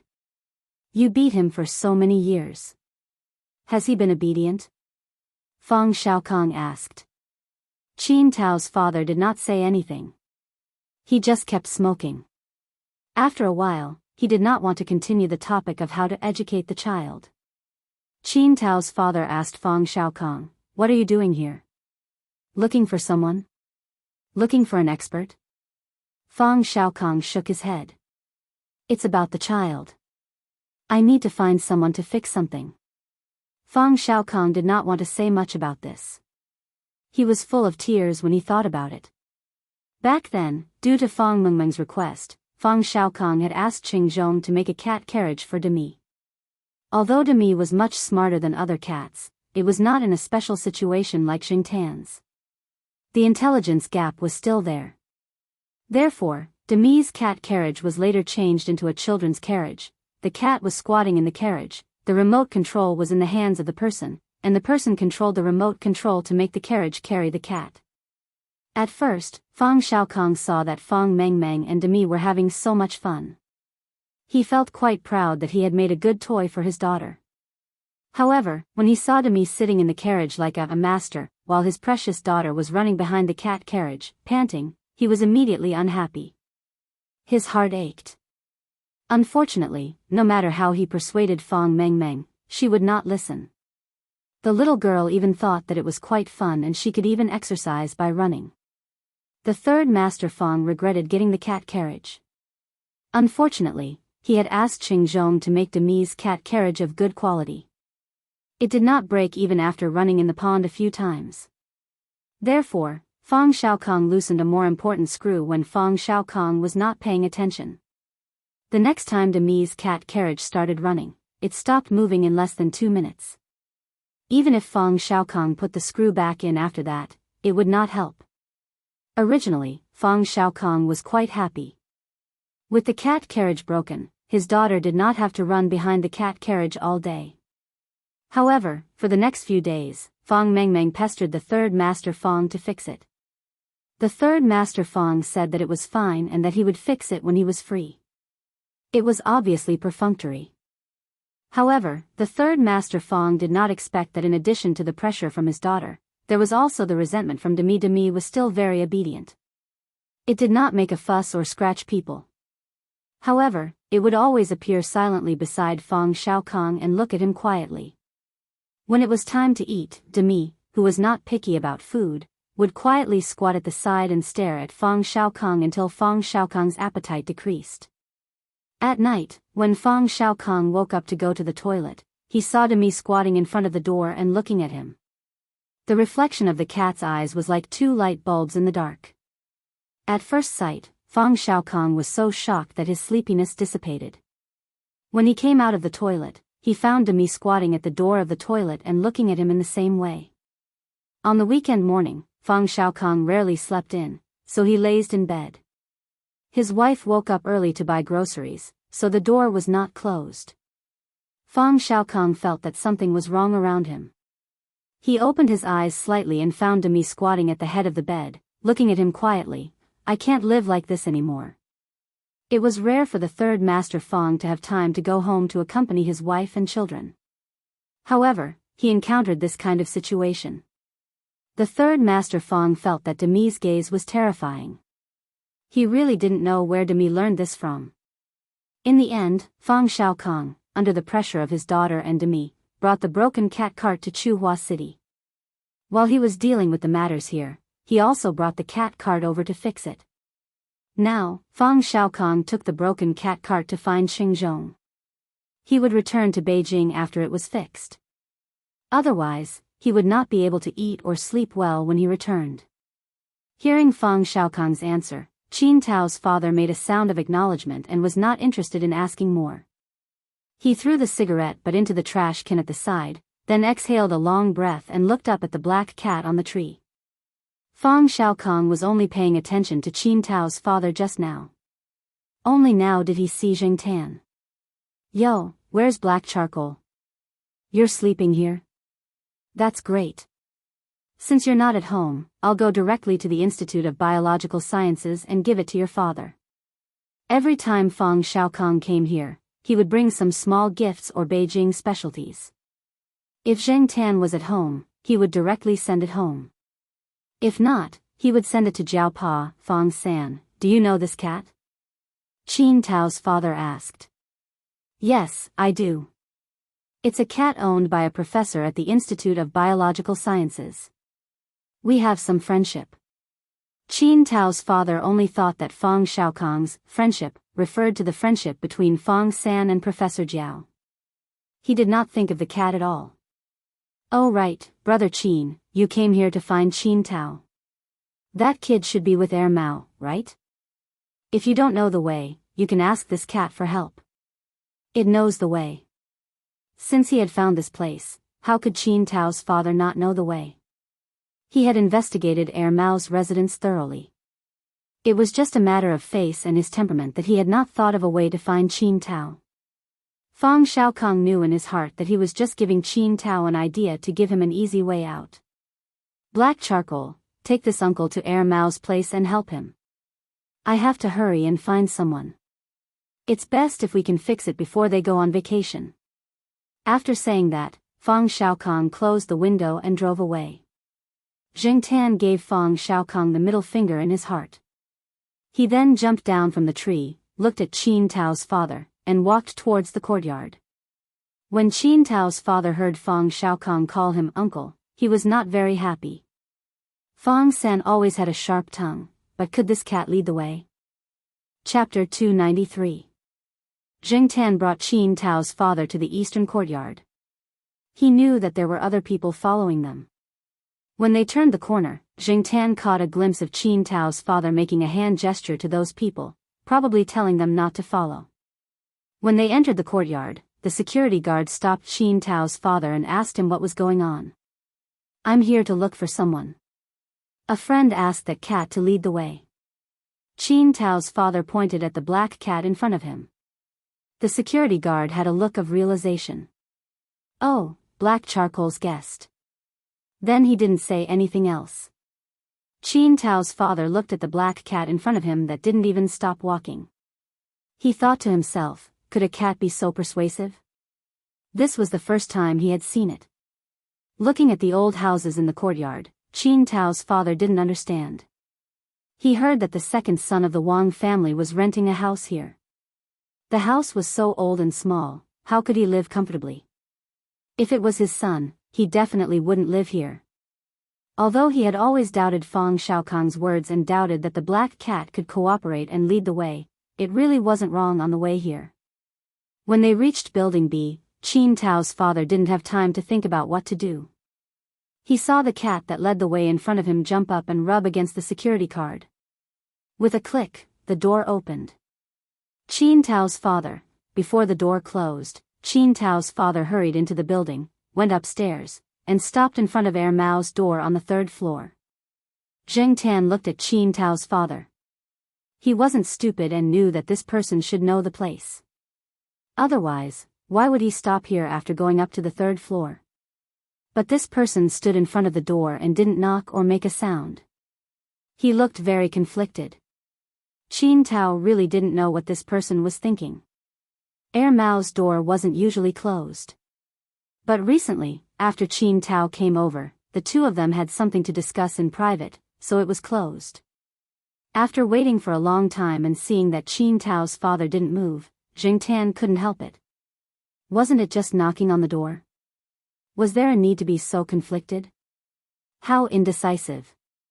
Thus, just as Qin Tao's father was thinking about what kind of tone he should use when they meet later to avoid a fight, he saw the black cat jump up and slap the security door, making a bang sound. Father Qin's heart was immediately in his throat, but he no longer looked conflicted on the surface. Instead, he pulled a long face, as if he was here to collect a debt. This made Zheng Tan quite speechless. In fact, Mr. Qin didn't deliberately put on a look of wanting to collect a debt. It was just a reflex. Perhaps he didn't even know what kind of expression he had on his face. In the room, Mao was talking to Qin Tao about the results of further investigation and countermeasures.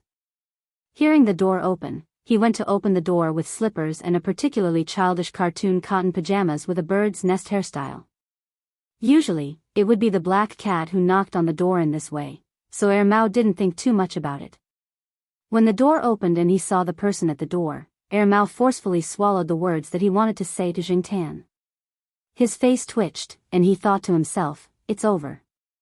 That's stupid. Qin Tao originally wanted to ask Mao why that stupid cat was here, but when he looked up and saw his father standing at the door, he changed the word cat to goods before he could finish his sentence. He even said to Father Qin in a very bad tone, "What are you doing here?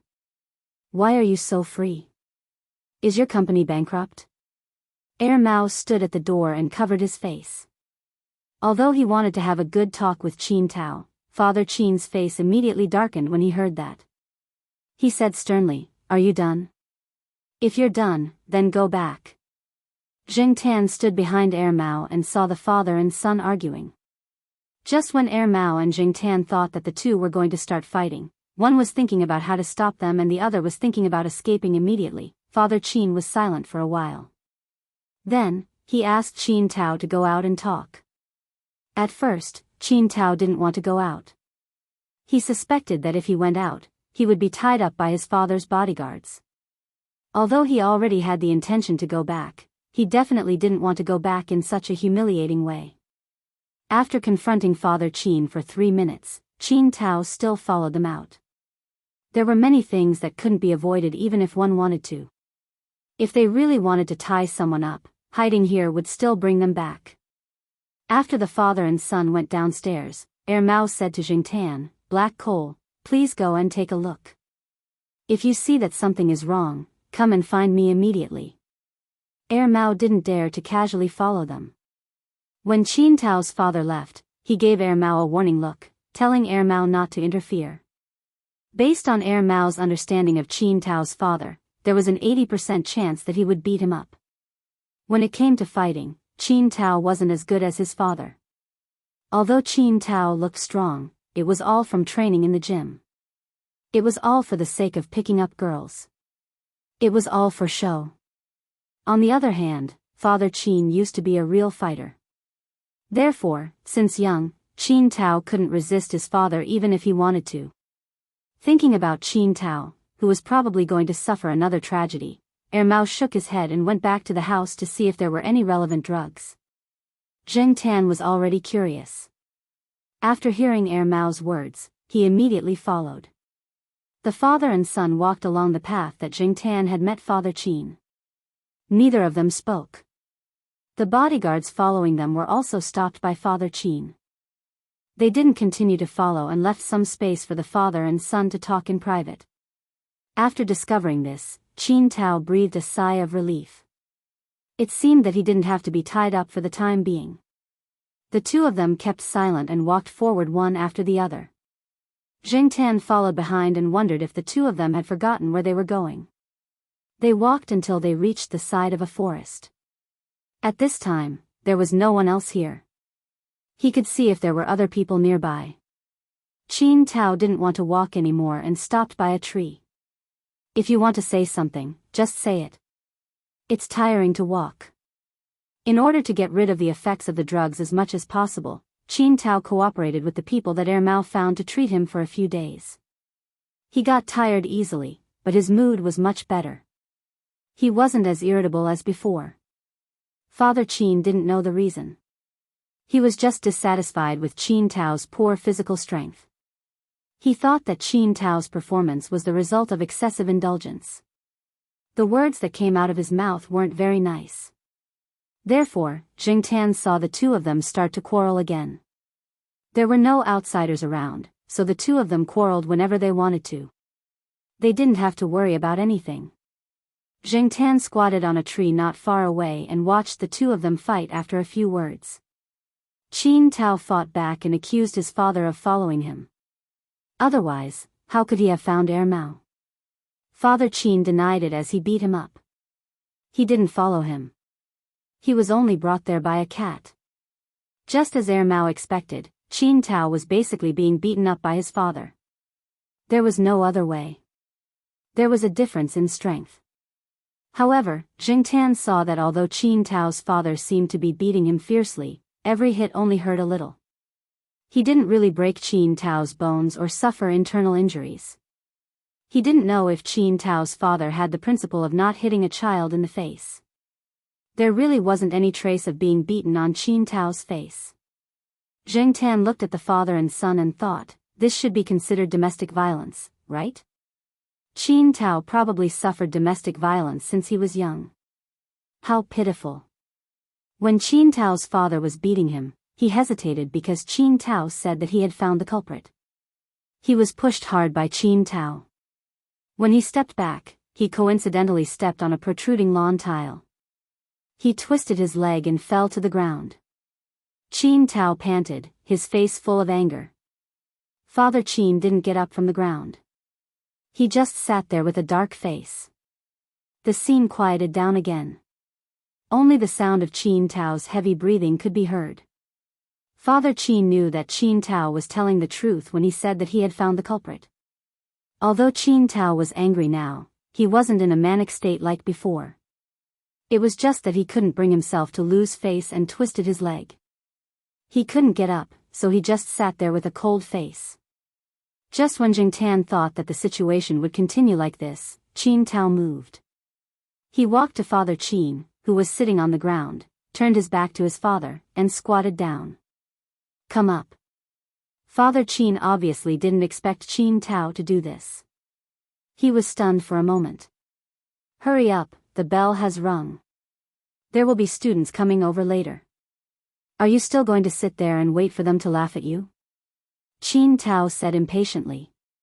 Father Qin's face was full of suspicion. His first reaction was that this kid was up to something. But when he looked at Qin Tao in front of him, he still got up. He supported himself with the leg that wasn't twisted and then leaned on Qin Tao's back. F***CK. What did you eat? You're so heavy. Qin Tao cursed as he got up. He started to walk with unsteady steps. Can you do it? Father Qin asked. Cut the crap. Don't fall when you can't carry me. People will laugh at you. You're still afraid of losing face? Didn't you say that you've lost all your face because of me? Qin Tao sneered. Right, let's make a deal. I'll carry you out today. You don't have to send people to watch me. You're so stupid.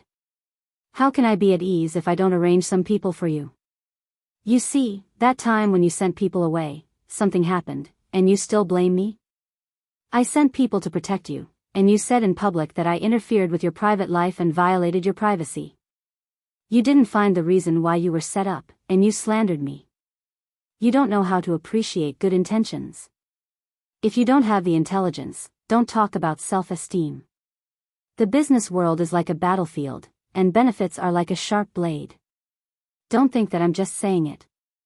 You should learn from your mistakes. How can you be so stupid? If you were half as smart as Wang Erxiao, I wouldn't bother with your trivial matters. Father Qin still wasn't appeased. He slapped Qin Tao's head. You're so stupid. Zheng Tan saw it clearly. Although Father Qin's movements were vigorous, he didn't use much strength when he slapped Qin Tao's head. As for the Wang Erxiao that Father Qin mentioned, he seemed to be referring to Air Mao. Qin Tao staggered as he spoke while panting. I'm warning you. If you slap my head again, I'll leave you here. Really, the older you get, the more annoying you are. You're even more annoying when you're old. That won't happen. When I'm old, I definitely won't be as annoying as you are. You won't understand until you're my age. You won't know what it's like to be old until you're old. You should let Grandpa hear what you just said. I wonder if Grandpa will whip you out.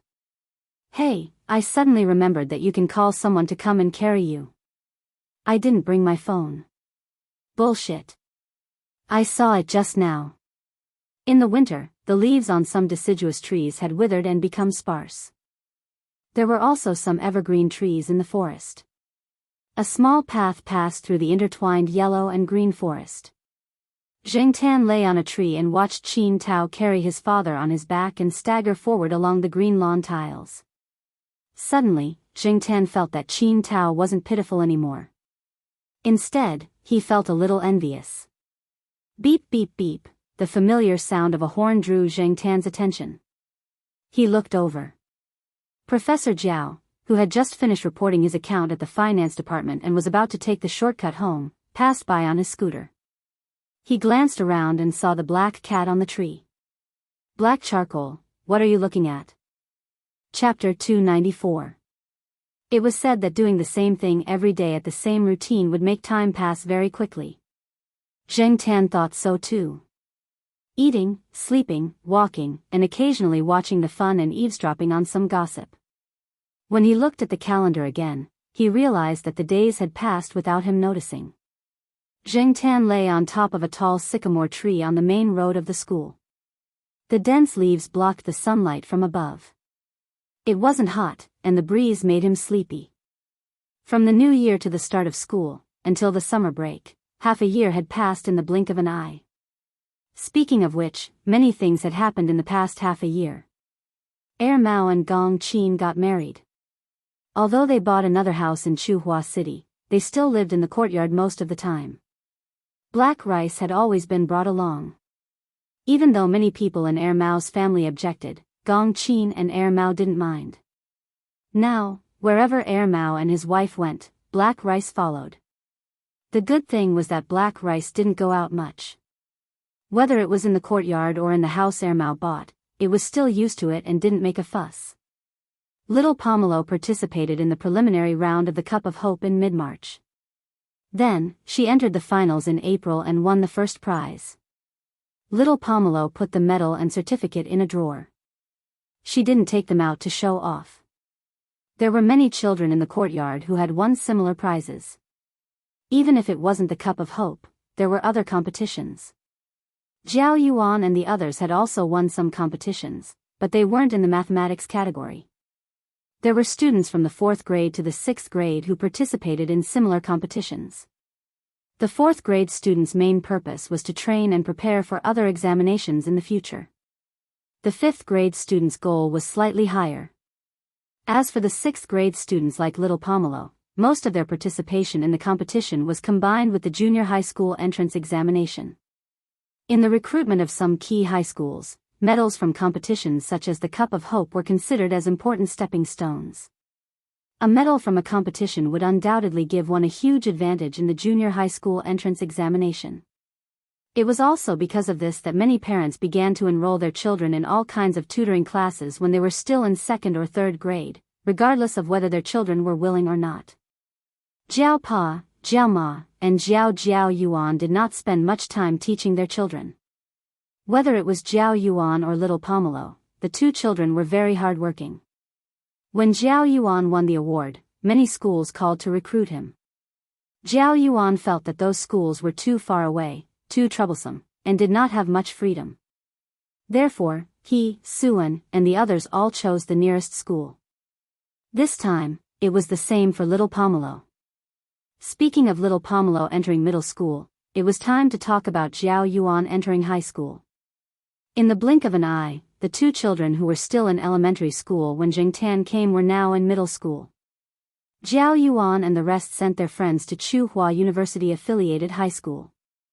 However, they would have to stay on campus in the future. The affiliated high school was a little far from here.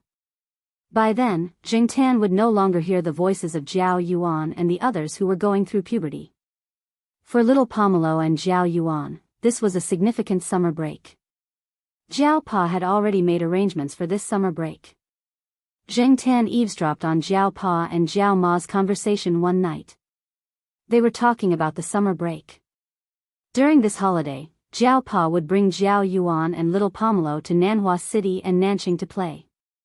Since the second half of last year, Yuan Zi had been flying back and forth between Nanhua City and Chuhua City.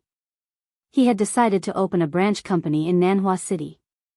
Now that he had a foundation and confidence, he could return to Nanhua City and make use of the connections left behind by his old man. It wouldn't be too difficult to set up a branch company, but it would be difficult to travel back and forth. After the new year, Yuan Zi came to visit. Zheng Tan noticed that Yuan Zi had lost a lot of weight and was also a lot darker. However, he was in good spirits and was full of fighting spirit. After the new year, every time he flew to Nanhua City, he would go to various colleges and universities to recruit talents. He heard that he had signed a lot of good seedlings for this year's graduation season. This time, Jiao Pa went to Nanhua City not only to check on the situation of the branch, but also to run a few projects with Yuan Zi. He also wanted to visit a few teachers from the past. All these years, Jiao Pa had only contacted them via email or phone. He did not visit them personally. This time, he also wanted to visit a few of them. They were all good friends with Yuan Zi's father. They were old professors who took good care of Jiao Pa and Yuan Zi. Of course, there were also some classmates that he had not seen for a few years, so he wanted to visit them. When Zheng Tan knew that he had to go to Nanhua City and Nancheng, he felt very complicated. He thought that he would never go there again. He did not expect that he would have the opportunity to go there again. When he went there, he was completely passive. There were all kinds of dangers and he had to wander around. He was almost chopped up and made into soup. This time, it was different. He went there with the Jiao family for fun. When he thought about it, Zheng Tan was looking forward to it. He jumped down from the tree and ran towards the courtyard. Zheng Tan saw that in the shade of the courtyard, a few children were surrounding a middle-aged teacher. They were asking him something. Among the children standing there were little Pomelo, her classmates Yulisha and Xia Xian. They were probably discussing the questions they encountered during the competition. Zheng Tan knew the teacher. He taught mathematics and liked to give lessons to the children in the courtyard. Sometimes, when he was enjoying the shade in the courtyard, he would discuss with the middle school students the various solutions to certain questions in a competition. Many of the solutions were difficult to come up with, and the children learned a lot from his lectures. However, when many of the children in the courtyard were asked if they would choose mathematics in the future, they would basically say no. The reason was that there was no Nobel Prize for mathematics.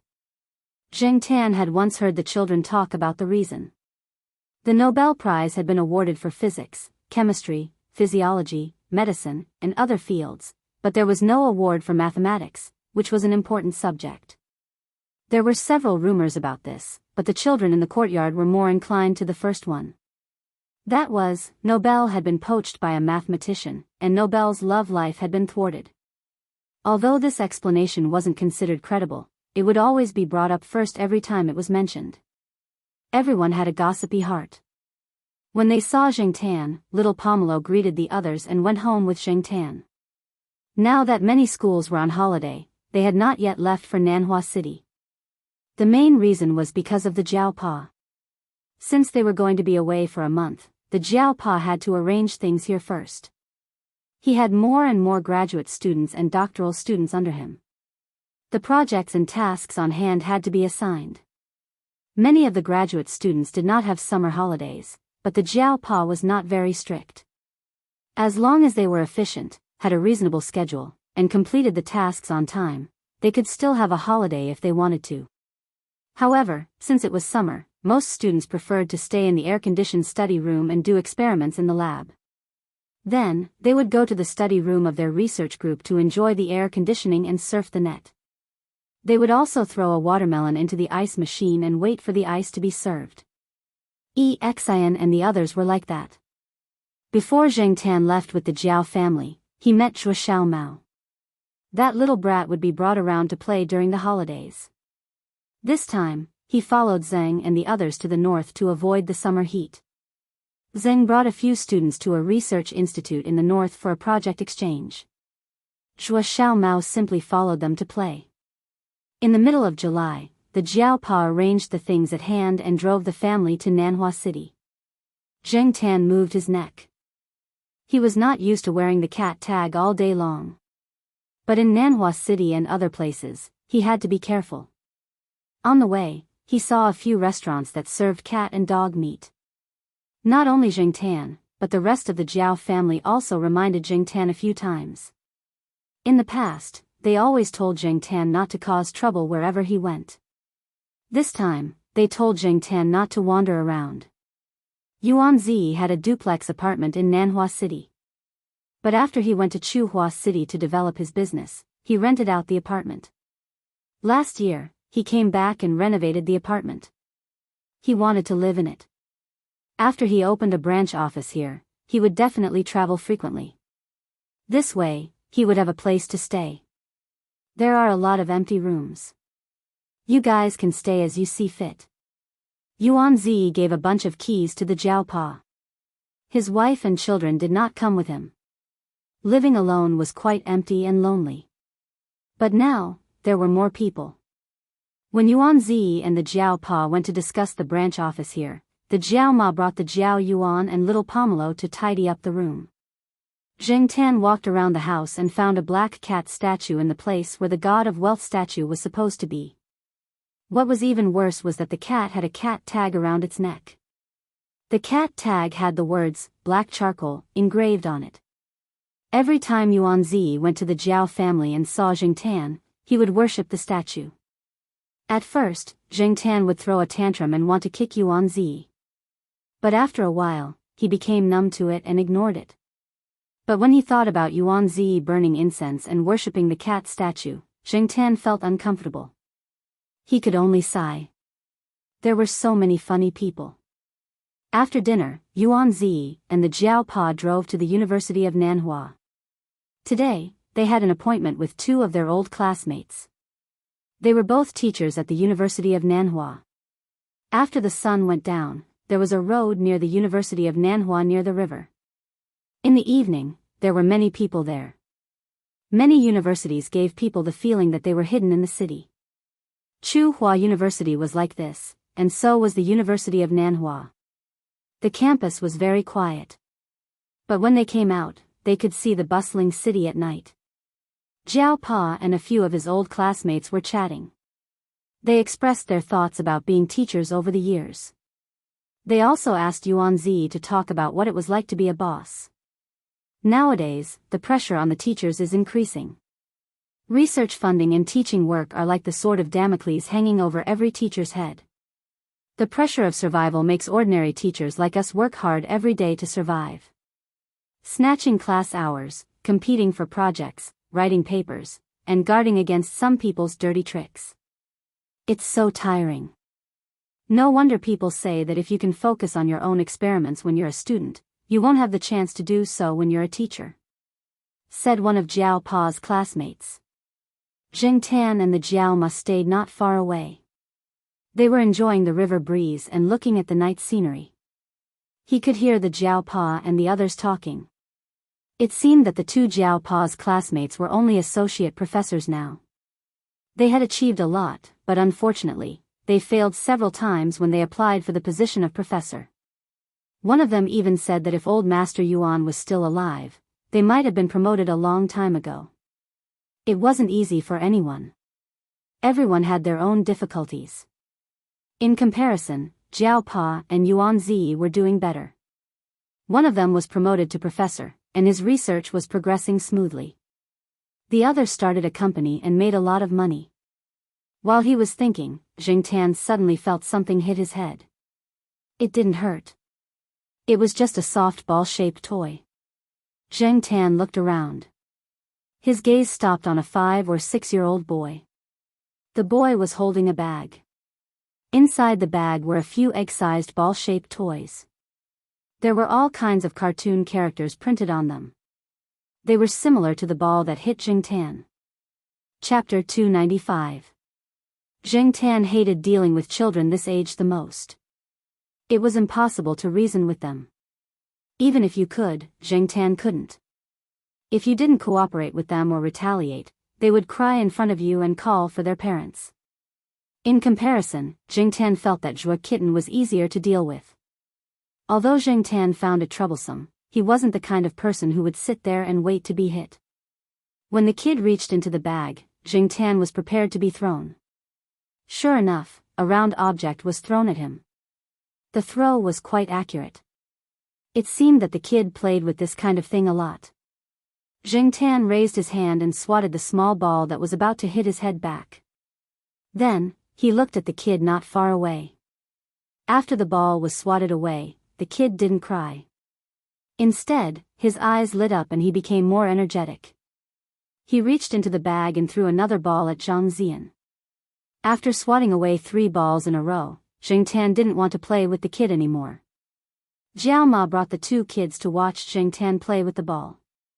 Just now, they wanted to go over and stop the kid, but seeing that the ball was very soft and didn't hurt when hit, and that their cat was playing with it so happily, they didn't stop him.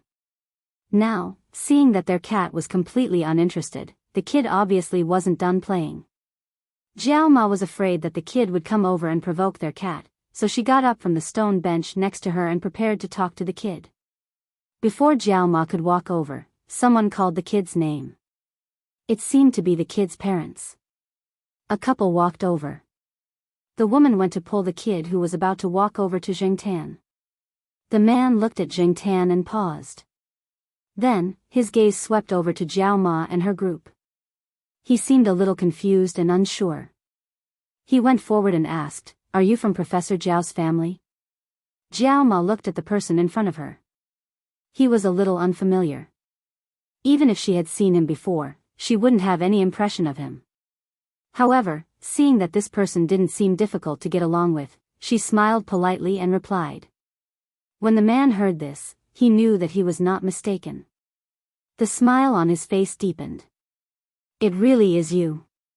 Jing Tan thought the man looked familiar, but he couldn't recall who he was. Now that he heard the man introduce himself to Jiao Ma, he remembered that he had met this man named Jing Xian when he went back to his hometown in Jiao Pa for Chinese New Year. This man even gave Jiao Pa a business card. Jing Tan remembered this man because he worked in Nanchang and also because he had the same surname as Jing Tan. Now that he thought about it, it was fate that brought them together. Jing Xian brought his wife and child to Nanhua City to attend a relative's wedding. He didn't expect to bump into someone from the Jiao family. Every year, he would go back to his hometown to pay his respects. Except for that one time when he bumped into someone from the Jiao family, he always came and went in a hurry.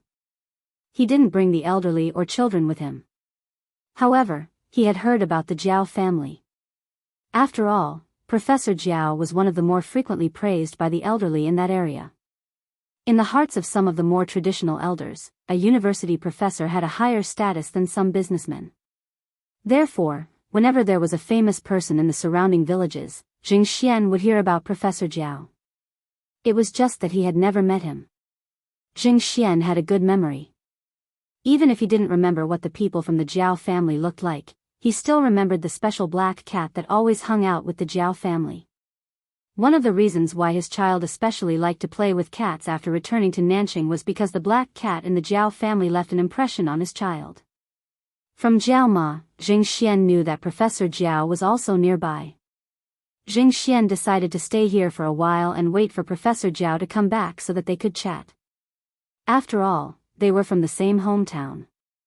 In Nanhua City, it wasn't difficult to meet people from the same hometown. However, it wasn't so easy to meet people from the same hometown who had some social status. Since they all knew each other and were from the same hometown, Jing Xian asked his wife and children to come over and sit for a while. Jing Xian's son, the little kid who threw the ball at Jing Tan, kept staring at Jing Tan. It seemed like he was constantly thinking of taking the ball out of the bag to play with Jing Tan. Jing Tan ignored him.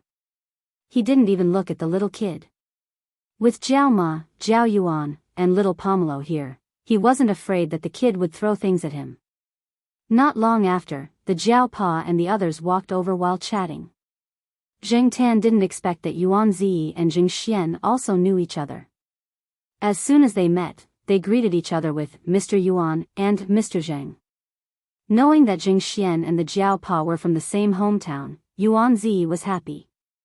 With this level of relationship, and seeing that Jing Xian didn't have any intention of alienating him, there should still be room for negotiation for the business deal that didn't go through last week. Thinking about this, Yuan Zi looked at the black cat that was squatting by the river and enjoying the night view. Just now, Jing Xian had said that they were going to go back directly. However, when they turned around, they realized that their child had run away. When they came over, they realized that their child was playing with the Jiao family's cat. Only then did they recognize the Jiao family. Thinking about this, Yuan Zi sighed in his heart. He was indeed a lucky star. Therefore, when Yuan Zi was happy, he started shaking. His intermittent amnesia acted up, and he forgot Jing Tan's name. When he introduced Jing Tan to his former university classmates, he said, "This is Ming Xing's moneymaker." This made the Jiao Pa's university classmates think that Jing Tan's name was moneymaker. They even said that this name was more down-to-earth. Compared to the various foreign pet names around, the name moneymaker did sound more local. However, after listening to the Jiao Pa's explanation, they realized that Jing Tan's real cat name was. The two people looked at Jing Tan and said, "Oh, Black Charcoal's name is more down-to-earth." Knowing that the Jiao Pa and Yuan Zi would be staying in Nanhua City for a while, the two university classmates weren't in a hurry. They even invited a few classmates who worked here to gather. After they left, Yuan Zi started to discuss the business deal that they didn't manage to complete last time with Xing Xian. Coincidentally, the Jiao Pa was also here. The Jiao Pa also had shares in the company, so he could give more suggestions. This time, Xing Xian's tone was much more casual. It wasn't as formal and businesslike as it was when he talked to Yuan Zi last time. It was obvious that he had an attitude of, "This matter is negotiable." This surprised the Jiao Pa a little. After all, for many businessmen, friendship was friendship, business was business. It was very separate. Today, Xing Xian showed this attitude in order to get acquainted with the Jiao Pa and Yuan Zi. Although Xing Xian came from a humble background, he was still quite capable to be able to work his way up to where he was now. When he first met the Jiao family, Xing Xian worked for them in a high-ranking position. Later, he became his own boss. His company was in Nanchang. After 2 years, the company had been running quite well. Otherwise, Yuan Zi wouldn't have approached him. He also had his own way of dealing with people. "I'm going back to Nanchang tomorrow. I can't leave the company. Why don't Professor Jiao and Mr. Yuan come to Nanchang for a meal?" Xing Xian said. "Sure, we'll make a trip to Nanchang next week. I just don't know if Mr. Zheng will be free then," Yuan Zi said with a smile.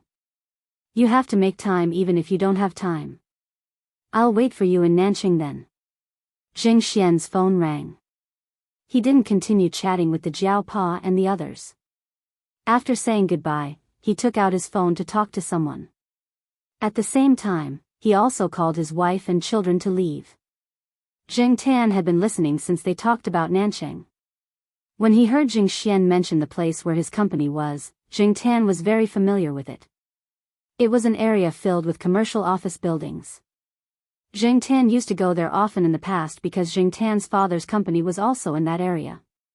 Therefore, Jing Tan decided to be thick-skinned and go there with the Jiao Pa and Yuan Zi when the time came. Jiao Ma and the two children wouldn't stay in Nanchang for long. After playing in Nanhua City for a few days, Jing Tan was absent-minded. Jiao Ma thought that Jing Tan was not acclimatized to the place. Little did she know that Jing Tan was already very familiar with this place. Although he used to live in Nanchang, he had been to Nanhua City many times. How could he not be acclimatized? It was just that Jing Tan's heart was always thinking about going to Nanchang. Every day, he counted the days with his fingers. Finally, it was the day of departure. Jing Tan was so excited the night before that he didn't sleep. He didn't sleep in the car either. He just looked at the familiar scenery outside the window. The last time he came to Nanchang as a cat, Jing Tan was a vagrant. He secretly took a pickup truck and sneaked out of the car. He couldn't see the light of day. He was so dirty that he didn't have a good place to take a bath. He took a cold bath in a fish pond in the neighborhood. At that time, he didn't have an ID card. Jing Tan even snatched a noble and elegant Persian cat's cat tag and wore it himself. Thinking back to his vagrant life, he was really careful at every step. He was really frightened by the experience and knowledge of the cat meat restaurants. At that time, Jing Tan was almost chopped up and made into soup. But now, Jing Tan appeared in this city openly. Looking at the streets of Nanchang, Jing Tan suddenly wanted to shout, "I'm back." Unfortunately, he couldn't. In Nanchang, they could only stay in a hotel. Jing Tan started his days of hiding in the backpack again. Fortunately, he only had to do it twice a day. On the second day of their arrival in Nanchang, Jiao Ma took the two children to find a classmate that she had contacted. She asked Jing Tan to come with her. Jing Tan turned his head and didn't want to go. He pretended not to hear Jiao Ma's words and stayed in Yuan Zi's car. The Jiao Pa's car might be driven by Jiao Ma, but Yuan Zi would definitely drive to Jing Xian's company. So, Jing Tan lay in Yuan Zi's car. Oh, it doesn't want to go. Later, it can follow us to eat a big meal. Nanchang is not so bad that there's no restaurant for pets. Yuan Zi didn't care. Besides, he was quite happy about this situation. It meant that he might be lucky today. The Jiao Ma had no choice, and the Jiao Pa didn't say anything, so they let Jing Tan do what he wanted. Jing Xian didn't have any objection to the Jiao Pa taking Jing Tan. After the three finished talking, it was time for dinner.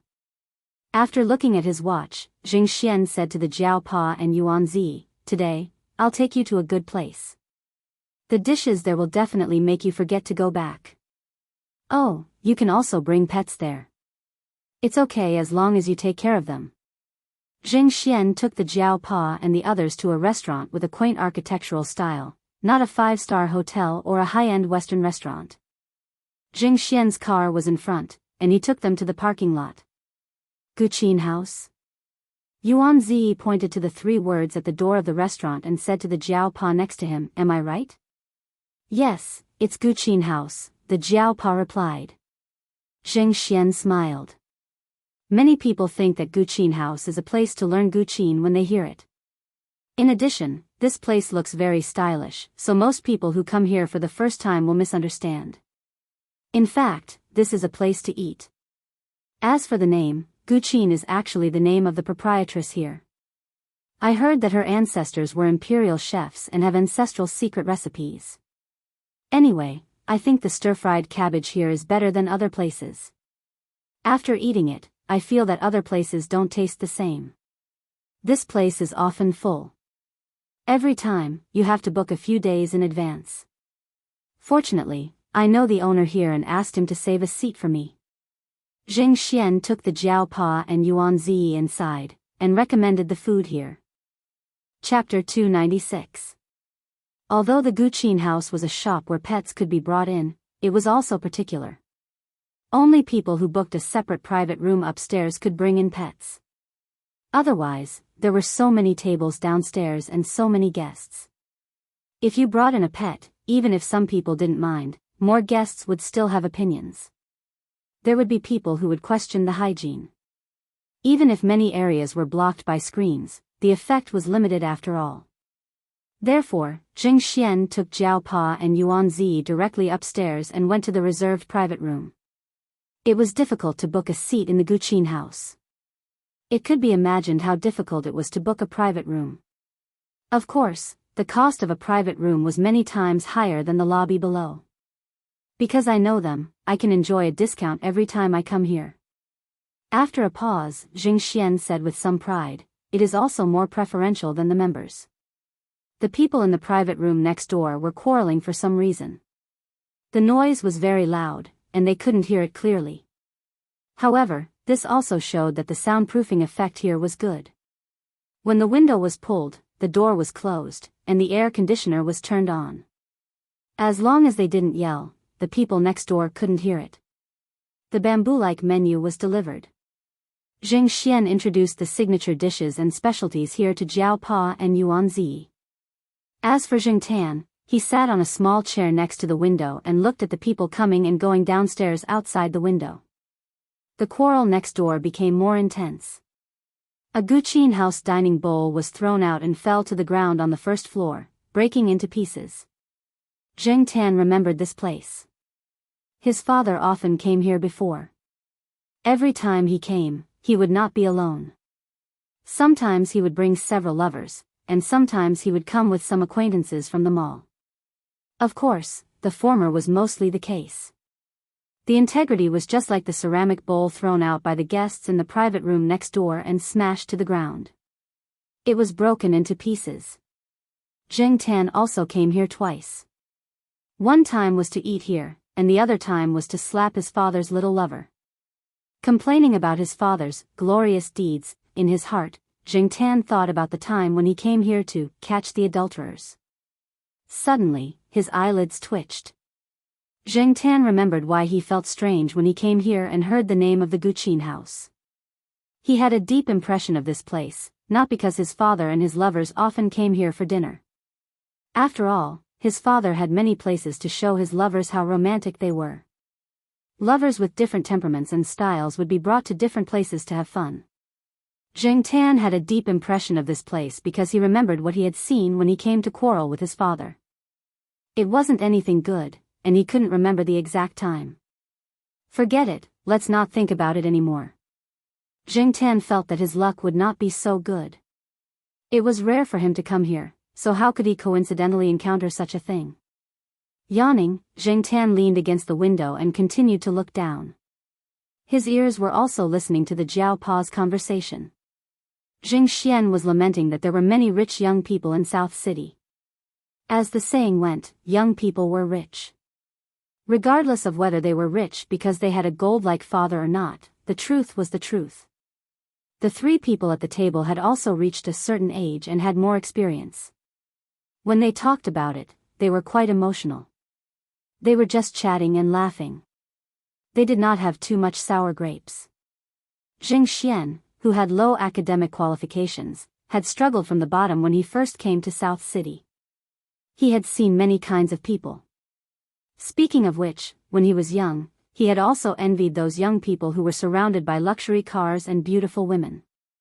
At that time, he and some people who came to work in a group stood by the roadside, wearing street stalls and smoking cheap cigarettes. Watching those young people who enjoyed a high-end lifestyle drive by in luxury cars, envy was certain, and jealousy was also certain.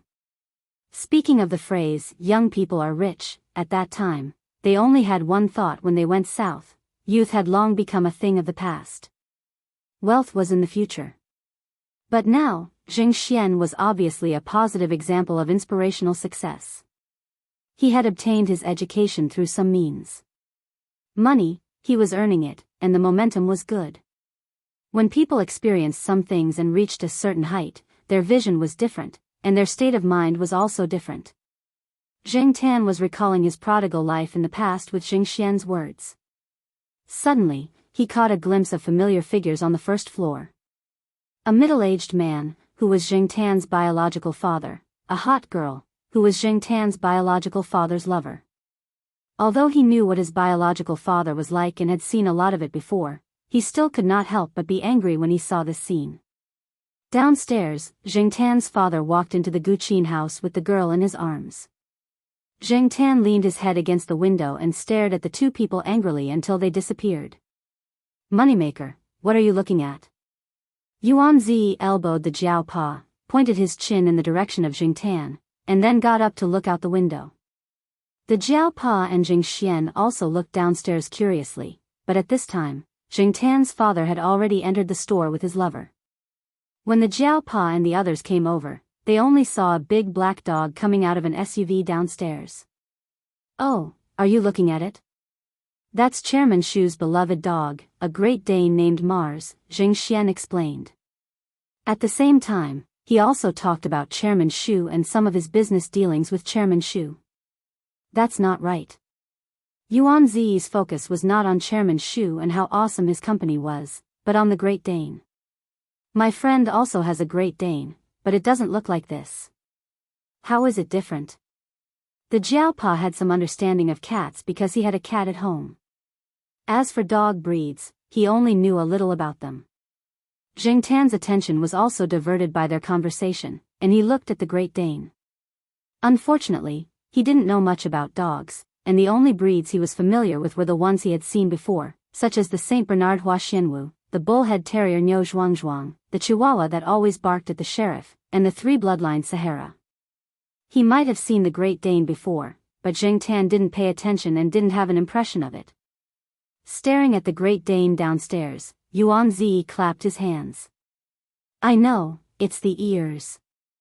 I knew it. My friend's Great Dane has erect ears, and it looks energetic and powerful. This one is different. Look at its neck, it's a little short. Oh. Jing Xian suddenly understood. Because he had business dealings with Chairman Shu, he had spent time to understand him. He knew that Chairman Shu liked dogs, so he had done some research on dogs. Now that he heard from Yuan Zi, Jing Xian also knew the reason. That's because Chairman Shu's Great Dane hasn't had ear clipping surgery, Jing Xian explained. Ear clipping surgery? Well, it's just like how some dogs have their tails clipped. Many people also consider bringing their dogs to have their ears trimmed because of certain breeds of dogs. Originally, the ears of Great Danes are drooping. After the ears are clipped, they will grow into something like an erect shape. So, CEO Yuan, your friend's Great Danes should have had their ears clipped before. Tail clipping and ear clipping were very common among dogs. Some were done for the needs of the dog breed, such as to facilitate fighting or hunting. Many modern dog breeds had their tails clipped and ears clipped for aesthetic reasons. Sometimes, after getting used to seeing dogs with cropped ears and tails, people would habitually think that these dogs look like that. For example, in the eyes of some laymen, a Doberman with drooping ears and a long tail was not a proper Doberman. If you suddenly saw a Doberman with a drooping ear and a long tail on the street and told them that this was a purebred dog, they would definitely say, "Nonsense, are you kidding me?" Some breeders who had not had such surgery were too embarrassed to upload photos on the internet because they would be criticized. If they took the dog out for a walk, they would be pointed at, which was quite embarrassing. Now, some countries have banned this kind of surgery for dogs, but there are no restrictions in China. Now, there are many people in China who are arguing about this kind of surgery. One side says that cutting ears and tails is for the good of the dog, to prevent ear mites and other ear diseases, and to improve hearing, etc. The other side cites some examples to refute, saying that it is not humane. In short, there is a lot of debate. Chairman Shu is the latter kind of person, so he did not have ear clipping surgery for his Great Dane. Jing Xian did not finish his words. Many people had advised Chairman Shu to have his Great Dane's ears clipped, but they were all scolded away by Chairman Shu. Because of this reason, many people had been scolded by Chairman Shu, but Jing Xian could not say it here. Every time he thought about it, he felt it was very funny. Chairman Shu was really interesting. Listening to Jing Xian's words, Jing Tan was glad that he did not become a dog breed that needed to have its tail clipped and ears clipped. Sure enough, being a local still had its advantages. The dishes in the Guqin house were really good. No wonder Jing Xian praised it so much. The owner of the Guqin house knew that Jing Xian had brought a friend over, so he specially sent a bowl of noodle soup. He did not know how it was made, but it was really memorable. It was worthy of the 3 or 4 digits price on the menu. The food was really good, but unfortunately, Jing Tan was a little absent-minded while eating.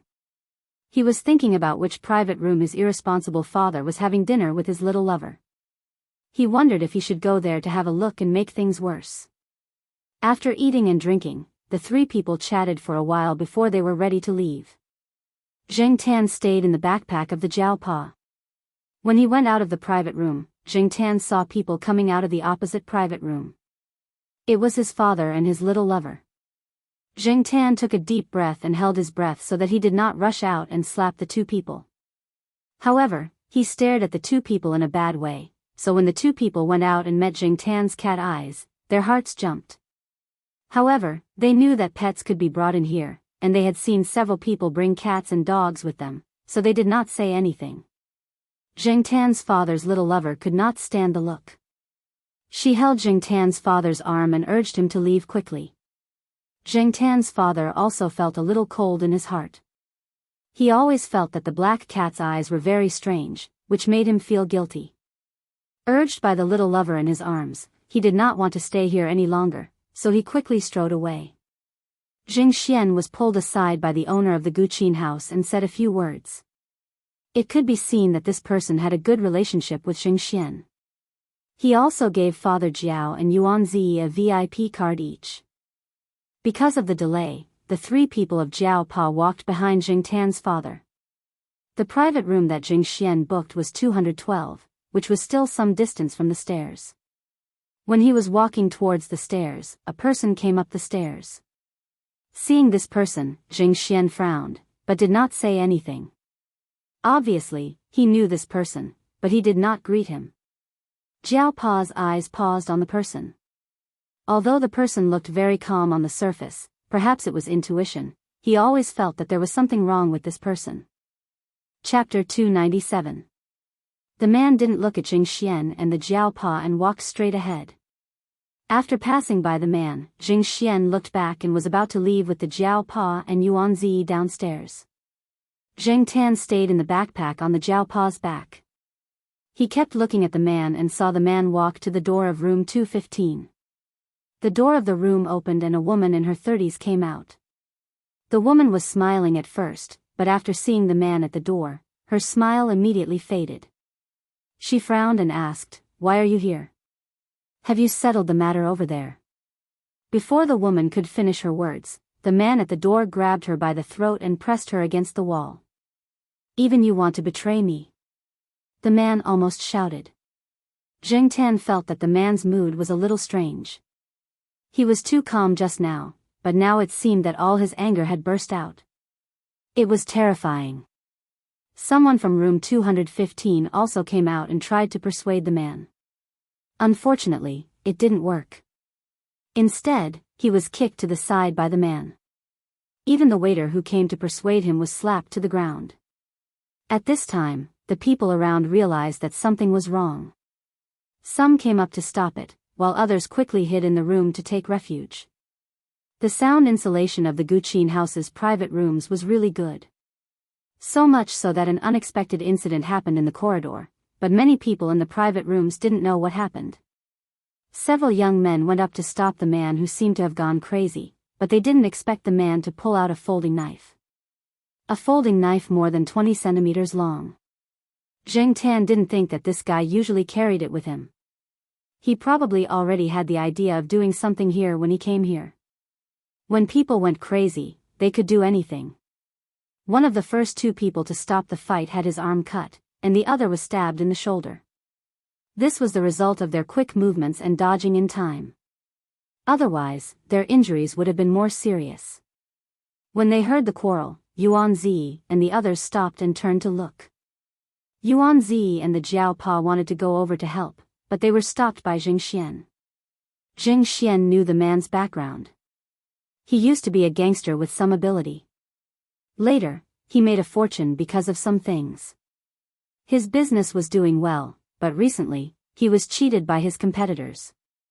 His company went bankrupt and he became paranoid. People like the Jiao Pa and Yuan Zi who didn't have much fighting power were looking for trouble. Moreover, the other party's mood was not right. Jing Xian guessed that the man was probably going to go all out and didn't care about anything else. It was better not to go. Jing Xian pulled Yuan Zi and the Jiao Pa to the edge of the stairs and prepared to go downstairs. He didn't pay attention to the situation over there. He only knew that there was a fight over there based on the sound. There were also several guards of the Guqin house on the second floor. Jing Xian and the other two didn't see the situation over there, but Zheng Tan had been paying attention. Although the guards of the Guqin house were not masters of fighting, the three of them barely had the upper hand against one person. Of course, this didn't mean that the guards here were weak. After all, they had some considerations and were somewhat restrained. The other party was completely crazy, stabbing whoever he saw. A guard found an opportunity to kick the knife in the man's hand. The man reacted quickly and dodged a little. However, his arm was hit. His hand was numb and the knife flew out. The knife flew through the gap between Yuan Zi and the Jiao Pa. Jing Tan originally stretched his neck to look over there. When the knife flew past him, it almost brushed his ear. Jing Tan could feel the cold metal trembling from the few hairs on the tip of his ear. Because of the knife that was thrown over, the three people who had just stepped down the stairs paused. The cold sweat on Yuan Zi's forehead came down. Looking at the traces left by the folding knife on the handrail of the stairs, one could imagine what would have happened if the knife had been thrown over. F***ck. Yuan Zi cursed. His voice was still trembling. He didn't know whether to say that he was unlucky or lucky. The Jiao Pa was about to comfort Yuan Zi when he found that his back was light. He didn't have time to say more to Yuan Zi. He turned around and saw his cat running straight to the scuffle over there at a fast speed. Black charcoal. After Zheng Tan recovered from the fact that the knife had almost cut off his ear, the anger that had been suppressed because of his father suddenly flared up. Without thinking about anything else, he jumped out of his backpack and rushed over with a belly full of anger. He didn't even care about the Jiaopa's shout. Chairman Shu, who was eating with his friends in room 216, rinsed his mouth with mouthwash. He opened the door and was about to go to the washroom. He didn't expect to see a man covered in blood being kicked in the back by a black cat. Pooh! He was so agitated that he spat out the mouthwash that he was rinsing. If it were a normal person, they would probably scream and close the door to escape or suspect that they had opened the door the wrong way. After all, they didn't know what was happening outside the room. There was even blues music playing in the room to adjust the atmosphere. The room was full of harmony. Who would have thought that they would see such a bloody and violent scene as soon as they opened the door? However, as Jing Xian said, Chairman Shu was quite an interesting person. He was a bit different. Therefore, when the people in the other rooms screamed and closed the door to escape, Chairman Shu was shocked. He rolled up his sleeves and shouted, "Mars, go!" Mars wasn't the only one who went. Chairman Shu also planned to go personally. It seemed that he and his pet would work together to get rid of this person. Unfortunately, before Chairman Shu's feet could completely step out of the room, and before Mars could rush out, the person who had been kicked to the ground by Zheng Tan was already subdued. There were also security guards below. From what they said, the police were probably arriving soon. The person and the dog that were about to go up didn't even have the chance to use their strength. After that kick, Zheng Tan felt much better. Seeing that the person was subdued by the security guards, he knew that the situation was under control. He prepared to go back to the Jiaopa. As soon as he turned around, Zheng Tan saw a black dog's face. That dog's face was half the length of Zheng Tan's body. Zheng Tan, the Jiaopa had already run over here. There was still worry on his face. He didn't expect that his cat would be so bold to rush up. When he saw his cat rushing over, his heart was almost in his throat.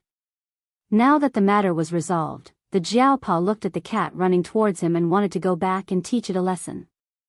Unexpectedly, the Jiaopa, who was ready to welcome his cat running over and jumping into his arms, found that he was wrong, very wrong. Zheng Tan ran directly past the Jiaopa and was quite fast. He went straight to the stairs and then ran downstairs to the door of the Guqin house. He didn't pay attention to the Jiaopa, who had already stretched out his arms. The Jiaopa, on the other side, Yuan Zi saw this and shouted, "Ming Sheng, hurry, your moneymaker was scared away by that dog." Originally, Mars was going to sniff Zheng Tan out of curiosity and greet him like a dog. He didn't expect Zheng Tan to run away directly. He tilted his head and looked at the owner, Chairman Shu, who was standing next to him. He seemed to be very confused. The fight didn't happen, and he didn't get any credit. Instead, he was accused of scaring away the cat. However, Chairman Shu couldn't refute. What Yuan Zi said was also what everyone thought. Otherwise, why would the cat suddenly turn around and run away? In fact, Yuan Zi and the others guessed wrong.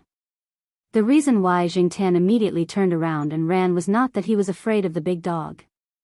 He was very clear about whether the animals that approached him had good intentions or bad intentions. The big dog named Mars had good intentions in its eyes. It must have seen a lot of other animals and got along well with cats. He wasn't afraid that the Jiaopa would blame him, but he remembered something. He remembered that when he quarreled with his father at the Guqin house, he also encountered this kind of thing. However, when he came over that time, there were already a lot of police cars and ambulances at the entrance of the Guqin house. The people who were carried out had a lot of blood on them. The adults and children were still in shock. If this incident was the one he encountered back then at this time, Zheng Tan, who lived in this time and space, should also be driving over. It was very likely that he was at the entrance of the Guqin house at this time. Thinking of this, Zheng Tan didn't have the mind to care about anything else. He ran out directly. When Jing Tan came to the door, there were already police cars there. There were a lot of people around. Jing Tan's father was shouting something in one direction. His expression was very bad. Yes, he must be here. Jing Tan ran over there. Because there were too many people around, Jing Tan directly jumped from a parked car next to him and then looked for the figure and the familiar body. He found the car, but unfortunately, when Jing Tan looked over, he only saw the door that was forcefully closed. It was that car. That was a car that Jing Tan's father bought for Jing Tan on his birthday. It wasn't that he cherished his son so much. He just wanted to shut Jing Tan's mouth and let Jing Tan mind his own business. Usually, this car was driven by a special driver. After all, Jing Tan was still a minor like Jiao Yuan at this time. Seeing the car drive away, Jing Tan immediately chased after it. He wanted to shout, "UF** King, wait for me," but unfortunately, he couldn't shout. He could only chase in that direction. When Jiaopa came out of the Guqin house and squeezed through the crowd to look out, he saw his cat crossing the road in front of the Guqin house. There were a lot of cars coming and going on the road. Jiaopa was so shocked that his face turned pale and he broke out in a cold sweat. After seeing Jing Tan safely pass by, his hanging heart was still not at ease. Moreover, he soon found that he couldn't find the black cat. Jing Tan ran. He couldn't see the person in the driver's seat in the car. When he was about to catch up, the car that had already driven past the intersection and onto a wider street accelerated, widening the distance between the two. Jing Tan couldn't pin his hopes on the cars on the road that he didn't know where to go. He could only rely on himself. While running on the sidewalk next to him, he recalled where he went after quarreling with his father at the Guqin house, but he didn't have any impression at the moment.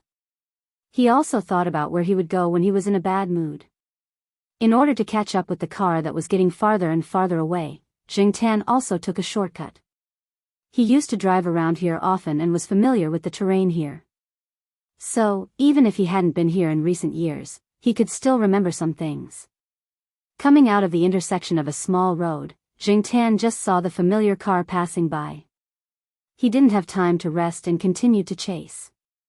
Jing Tan didn't know what kind of mentality he had. He just wanted to see it with his own eyes. Fake?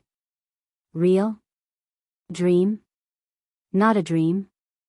Chapter 298. The car in front of him was driving very fast.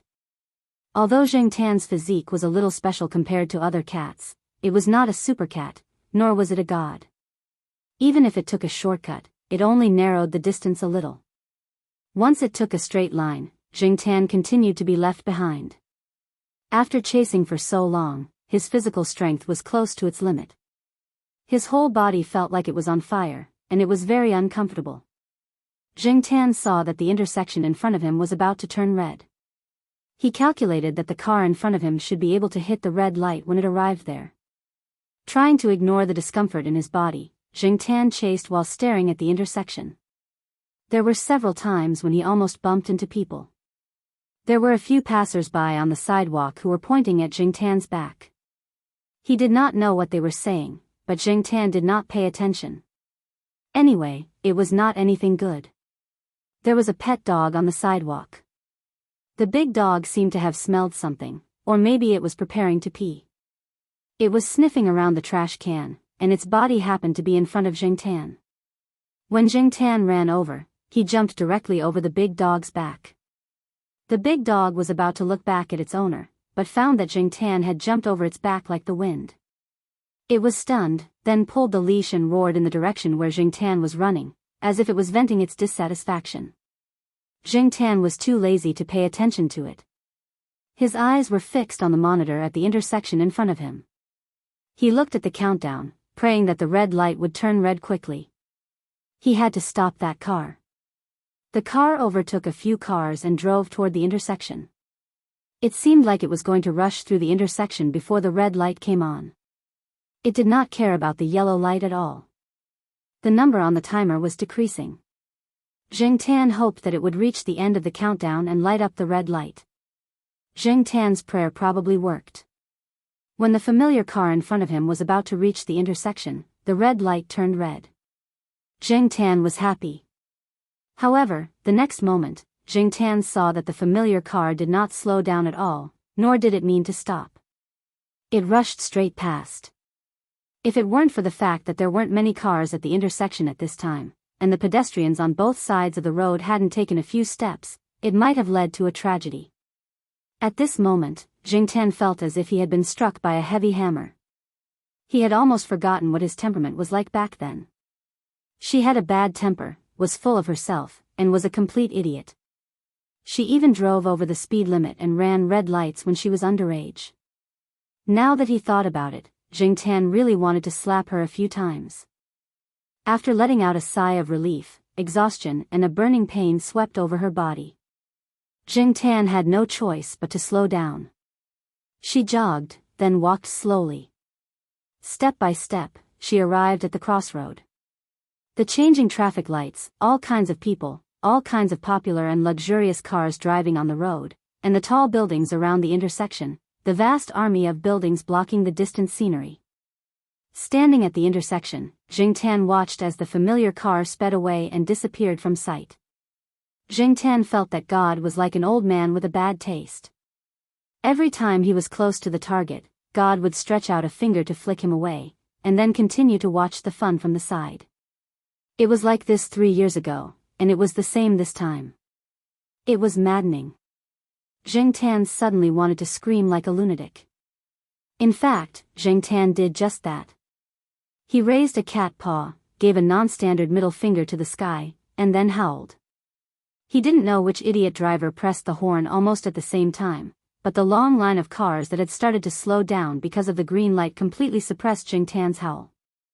Pedestrians came and went, and people rushed to cross the road. Someone kicked Jing Tan, but Jing Tan didn't have the mood to retaliate. The other party seemed to be in a hurry, and probably didn't notice Jing Tan.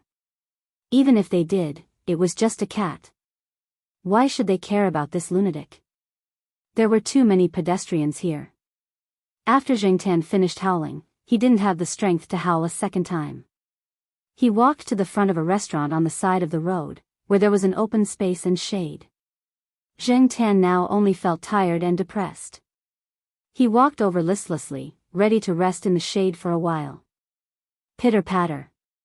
The water drops scattered around Jing Tan, drenching his head and body. Jing Tan slowly raised his head expressionlessly and looked up. On the second floor of the restaurant, someone was watering a few pots of plants on the railing. Ah, there's a cat down there. Go away. The man put up the watering can and waved his hand to let Jing Tan quickly move away. Jing Tan cursed in his heart, *ck this bad luck. He got up and walked to a tree next to him, jumped on a wooden stool under the tree, and lay on it, looking at the world that was tilted 90 degrees, motionless. He was too lazy to move. A sparrow flew over from nowhere and landed on the tree above. Jing Tan looked at it from the corner of his eyes, jumped on the tree twice, and then flew away, disappearing around the corner. Lying on the wooden stool, Jing Tan felt more and more tired, and his head was a little dizzy. He didn't know if it was because he wasn't used to looking at the world from this angle, or because he had overused his physical strength. He wanted to rest more, sleep, and solve his troubles when he woke up. Other than that, he didn't want to do anything now. With his eyes closed, Jing Tan listened to the movement of the surrounding cars and pedestrians. Just as Jing Tan was about to fall asleep, he heard footsteps approaching. It didn't sound like an adult, and the other party probably didn't have any bad intentions. Since that was the case, Jing Tan didn't bother to open his eyes and continued to sleep. The footsteps stopped next to him, and there was the sweet smell of strawberries. Then, Jing Tan felt the person sitting on the wooden stool. A pair of hands with the sweet smell of strawberries was placed on Jing Tan's head and gently stroked it. Jing Tan opened his eyes and looked over. A little girl about 4 years old was sitting on the same wooden stool, half a palm's distance away from Jing Tan's head. At this moment, the little girl was holding a strawberry ice cream cone in one hand, and the other hand was on Jing Tan's head. She was biting the ice cream, and her eyes were curiously looking at Jing Tan. There was some melted pink ice cream on the little hand on Jing Tan's head, and it was smeared on Jing Tan's body along with the movement of the hand. Zheng Tan shook his beard and took a deep breath. Forget it, seeing that the child's eyes were pure and not teasing, and that it wasn't intentional, he didn't care. Just as Zheng Tan was about to ignore the child and close his eyes to continue sleeping, his nose was touched. When he opened his eyes, the half-melted ice cream was placed in front of Zheng Tan. "Do you want to eat it?" the little girl asked. She was using the familiar Nanqing dialect, and she was a native of Nanqing. It was familiar, but at the same time, it felt a little unfamiliar. Probably because he was used to listening to Mandarin and Chuhua dialect in Chuhua City. Most of the people he interacted with after coming to Nanqing and Nanqing spoke Mandarin. Seeing Zheng Tan staring at the ice cream, the little girl pushed the ice cream in front of Zheng Tan. The melted ice cream almost touched Zheng Tan's nose, and Zheng Tan dodged it. Seeing Zheng Tan's dodging action, the little girl was puzzled.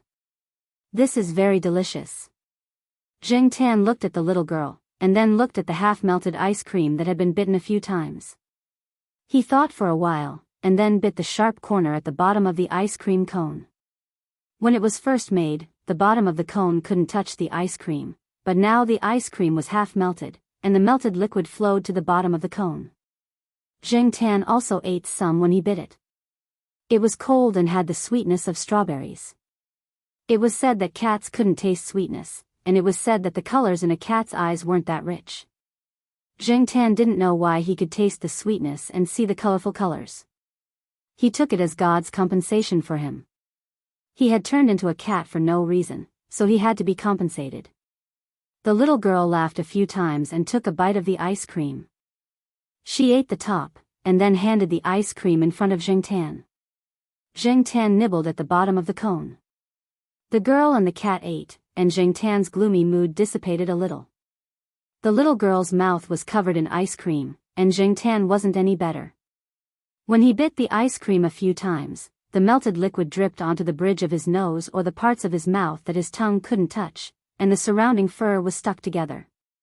As they were eating, the little girl's parents came out of the shop and asked her to come over. They were ready to leave. The little girl got down from the stool and reluctantly looked at the unfinished ice cream in her hand. She handed it to Zheng Tan and said, "Here, you can have it." Zheng Tan pushed her hand away, got up, and jumped onto the tree. The little girl's parents urged her again. The little girl looked up at Zheng Tan, waved her hand, and said, "Bye-bye." Zheng Tan also raised his hand and made a goodbye gesture. However, he was on the tree, and there were leaves in the way. Except for the child under the tree, no one else could see him. After the little girl left, Zheng Tan scooped up a leaf and used it to wipe her mouth casually. Although it couldn't wipe off the ice cream that was sticking to her body that was about to dry, it was better to wipe it off. At least, she didn't look so pathetic. After eating some ice cream, Zheng Tan's spirit was better, and his throat didn't hurt so much. He looked at the intersection not far away, jumped down from the tree, and walked back. As he walked back, Zheng Tan saw a police car driving by. Because of the red light, there was a traffic jam in front, so the cars didn't drive very fast. Zheng Tan walked back along the sidewalk, not far from the police car in the driveway. After seeing the police car, Zheng Tan looked over there and saw a familiar person sitting in the back seat of a police car not far from him. He had kicked this person in the back not long ago. These police cars did come from the Guqin house. The knife-wielding man was also handcuffed and taken away, and Zheng Tan happened to bump into him. The expressionless person in the car was actually still thinking about the kick in the back at the Guqin house, which directly led to his capture. He didn't see it. He only heard that it was actually a black cat that kicked him. He was prepared for people, but if it was a cat that walked and ran almost silently, he couldn't do anything. However, how could a cat have so much strength? Others didn't know, but he knew best as the person involved. As he was thinking, he turned his head to look out the window, and his pupils shrank. It was said that meeting a black cat represented bad luck. Why did he meet a black cat again? The man looked at the black cat on the sidewalk outside the window and was cursing all the black cats in the world in his heart. He saw the cat on the sidewalk raise a paw, open it, and then put away 3 of the 4 more obvious toes, leaving the middle toe. Was that a middle finger? the man thought. A cat's paw could be bent into a middle finger? No, why did it give him a middle finger? The man was stunned. He wanted to confirm it again, but the car had already driven away. He intended to turn his head and look back, but was stopped by the police next to him. Chapter 299. The crowd around the Guqin house had basically dispersed. The store could only be closed temporarily. The owner was still busy. Zheng Xian greeted the Jiao Pa and Yuan Zi and went to help the owner of the Guqin house. Although there were no serious injuries this time, the impact was not good. There were many places that needed to be cleaned up. The Jiao Pa and Yuan Zi stayed in the car. The car was parked in the parking lot of the Guqin house. It was not far from the door of the Guqin house. If Zheng Tan came back, he would see it at a glance. It's been almost 2 hours, right? Asked Yuan Zi. Well, there are still 10 minutes to 2 hours.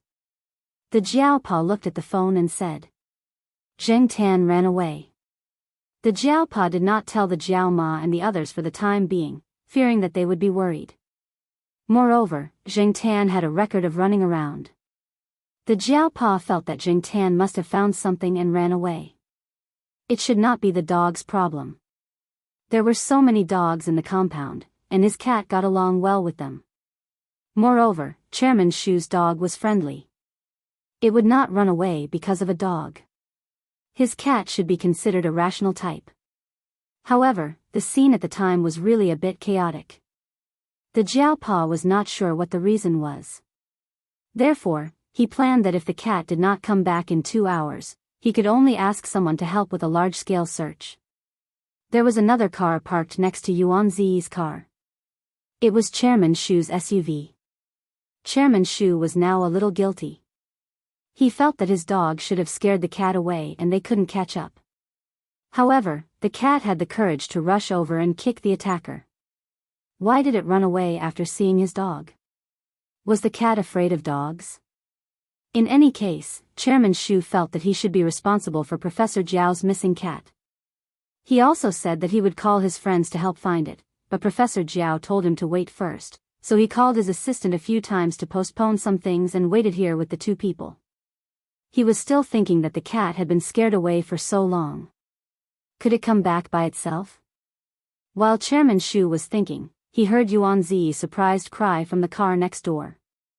Look, Moneymaker is back. Hey, Moneymaker, over here, over here. Oh, he really came back. Chairman Shu rolled down the car window and looked over. Mars, who was in the front passenger seat, also looked over. Zheng Tan was walking step by step to the Guqin house. He was too tired and thirsty. When he walked, he opened his mouth and gasped. When he saw the store of the Guqin house, he was relieved. He finally arrived. He had already seen Yuan Zi's car parked there. Yuan Zi even rolled down the car window and waved at them, as if he was afraid that others wouldn't know. The door of the back seat had also been opened. The Jiao Pa was sitting there. Because of the light in the car, Zheng Tan couldn't see the Jiao Pa's face clearly. But based on his understanding of the Jiao Pa was definitely not in a good mood. The calmer he was, the more guilty Zheng Tan felt. But he couldn't explain why he suddenly ran away. Oh, be careful, watch the car. Yuan Zi shouted over there. The Jiao Pa in the car looked calmer. Of course, he was just watching. 2 hours ago, he was really scared by Zheng Tan running across the road. Now that he thought about it, he still had a lingering fear. Zheng Tan was too lazy to pay attention to Yuan Zi. There were no traffic lights here. He saw that there weren't many cars before he went over. Woof, woof. In Chairman Shu's car, Mars also saw Zheng Tan. It barked twice, probably to express its excitement and curiosity. Chairman Shu and Yuan Zi's hearts were in their mouths again. They were afraid that the cat would run away again. But when they turned their heads, they found that the cat wasn't affected at all. It was still calmly crossing the road. Chairman Shu covered Mars's mouth and looked at the black cat that ran across the road and jumped into the car next to them. Could it be that he was wrong? That cat wasn't afraid of Mars? Thinking about it, Chairman Shu got out of the car and knocked on Yuan Zi's car window. In the car, Jing Tan looked at the Jiao Pa's calm face and thought to himself, oh no, he's going to flip out. It's very scary when the Jiao Pa flips out. Will I be grounded for a long time? It seems that being grounded is considered a light punishment, but I don't know how long it will be. Jing Tan was glad that the Jiao Pa rarely fought, so he wasn't worried about being beaten up. Even if he was beaten up, he wouldn't be badly beaten, right? As he was thinking, Jing Tan heard Chairman Shu talking to Yuan Zi. Chairman Shu said that it was rare for them to meet each other. His dog seemed to have made a mistake. In order to apologize, Chairman Shu invited Yuan Zi and the Jiao Pa to have a cup of afternoon tea and have a chat. Yuan Zi had nothing to worry about because of Jing Tan's return. This person's nerves were strong. He had forgotten the frightening scene of almost being stabbed by a knife at the Guqin house. Now that he saw Chairman Shu come over, he began to have other ideas. After all, Yuan Zi was a businessman. At that time, when Jing Xian introduced Chairman Shu to them, Yuan Zi only heard a little. They were still far from Chairman Shu. Now that it was rare for such a person to take the initiative to invite them, Yuan Zi naturally raised both hands in agreement. The Jiao Pa, who had a lot to say and wanted to have a good chat with Jing Tan, could only continue to hold back his words. Since the other party invited him, of course, he had to give some face. The Jiao Pa was not a person who didn't know anything. However, as the saying goes, the spirit rises at the first spurt, and the second spurt will weaken. When there is a chance to lecture, I don't know how much deterrence it will have. Forget it, it's good that you can come back. The Jiao Pa sighed and signaled that Yuan Zi could go. Seeing that the Jiao Pa didn't mean to have a good chat for the time being, Jing Tan was relieved. He was really grateful to Chairman Shu. He appeared at the right time. Chairman Shu took them to a very stylish restaurant. It was a little far from the city center, and the area was quite large. Yuan Zi looked at the restaurant in front of him, wondering how much it would cost to eat here. When they arrived, there were people coming out of the restaurant. Yuan Zi saw clearly that they were a few celebrities. Yuan Zi could recognize one of them at a glance even if she was wearing a big pair of sunglasses. That was the woman who had a poster on Yuan Zi's bedside wall when he was in college. Yuan Zi wasn't making a fuss. Whether it was in the past or now, Yuan Zi was considered a knowledgeable person. He was just thinking that since there were celebrities coming to eat here, the security must be very good. When he came in from the outer door, he had this feeling. Now, he was even more certain. Can we really bring cats in here? The Jiao Pa asked. Generally speaking, dogs were easier to take care of. Cats, on the other hand, were not so cooperative, especially when there were some celebrities here. Many celebrities seemed to be very close to cats in public, but not in private. After all, cats were easy to scratch, and the celebrities' faces were very valuable. Just now, when a celebrity passed by them, he frowned when he saw the cat poking its head out of the car, but he quickly covered it up. The Jiao Pa happened to catch that moment. Yuan Zi paused and said, in theory, it shouldn't be allowed. He had been to a similar place before. Although there was no sign that said pets were not allowed to enter, the people who went there in private knew what to do. The word, in theory, was used well. Many times, this word directly told you that the things on the surface were bullshit.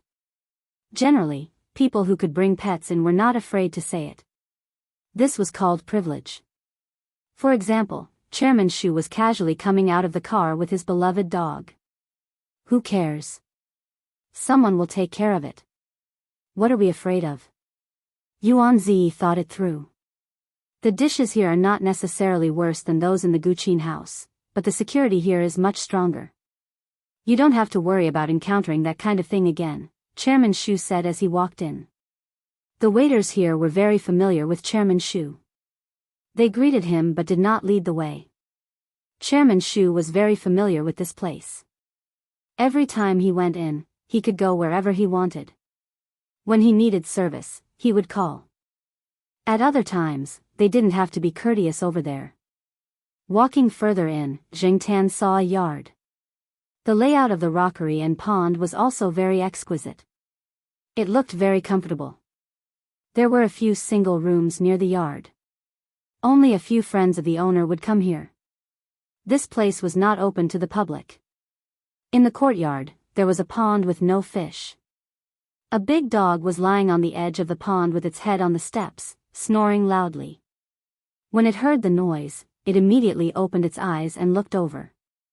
When it saw Mars and Chairman Shu, it jumped out of the pond and wagged its tail happily. It was also a Great Dane. It was as black as Mars and about the same size. However, this was just a dog that had undergone ear-cutting surgery. Its ears were very beautiful and it looked very energetic and powerful. In comparison, it was easy to distinguish it from Mars.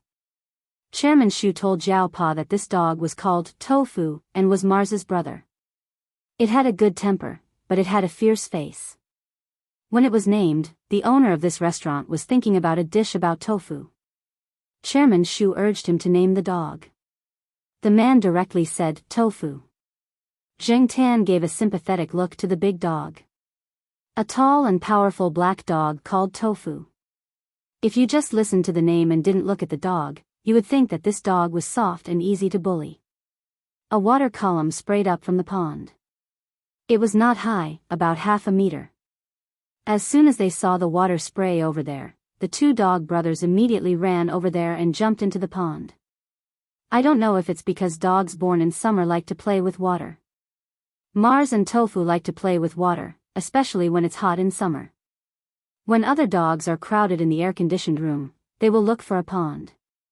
The pond in the yard was specially built for Tofu to play with. Chairman Shu looked at the pond and smiled. There was a water purification system in the pond and there were always people taking care of it. Therefore, even if there were dogs playing in it, the pond still looked very clean. Chairman Shu chose a single room near the pond. From here, he could see the situation in the pond. Jing Tan leaned against the window and watched Mars and Tofu jump into the pool to play with the water column. He was a little tempted by the sight of Mars and Tofu. It was inconvenient to clean up on the way here. Jiao Pa only used paper towels and mineral water to wipe off the ice cream on Jing Tan's face. This made Jing Tan look a little better. However, Jing Tan felt that the strawberry smell was still there. It was sticky and itchy. After looking at it for a while, he jumped down from the window and jumped over. Splash! Suddenly, there was an outsider.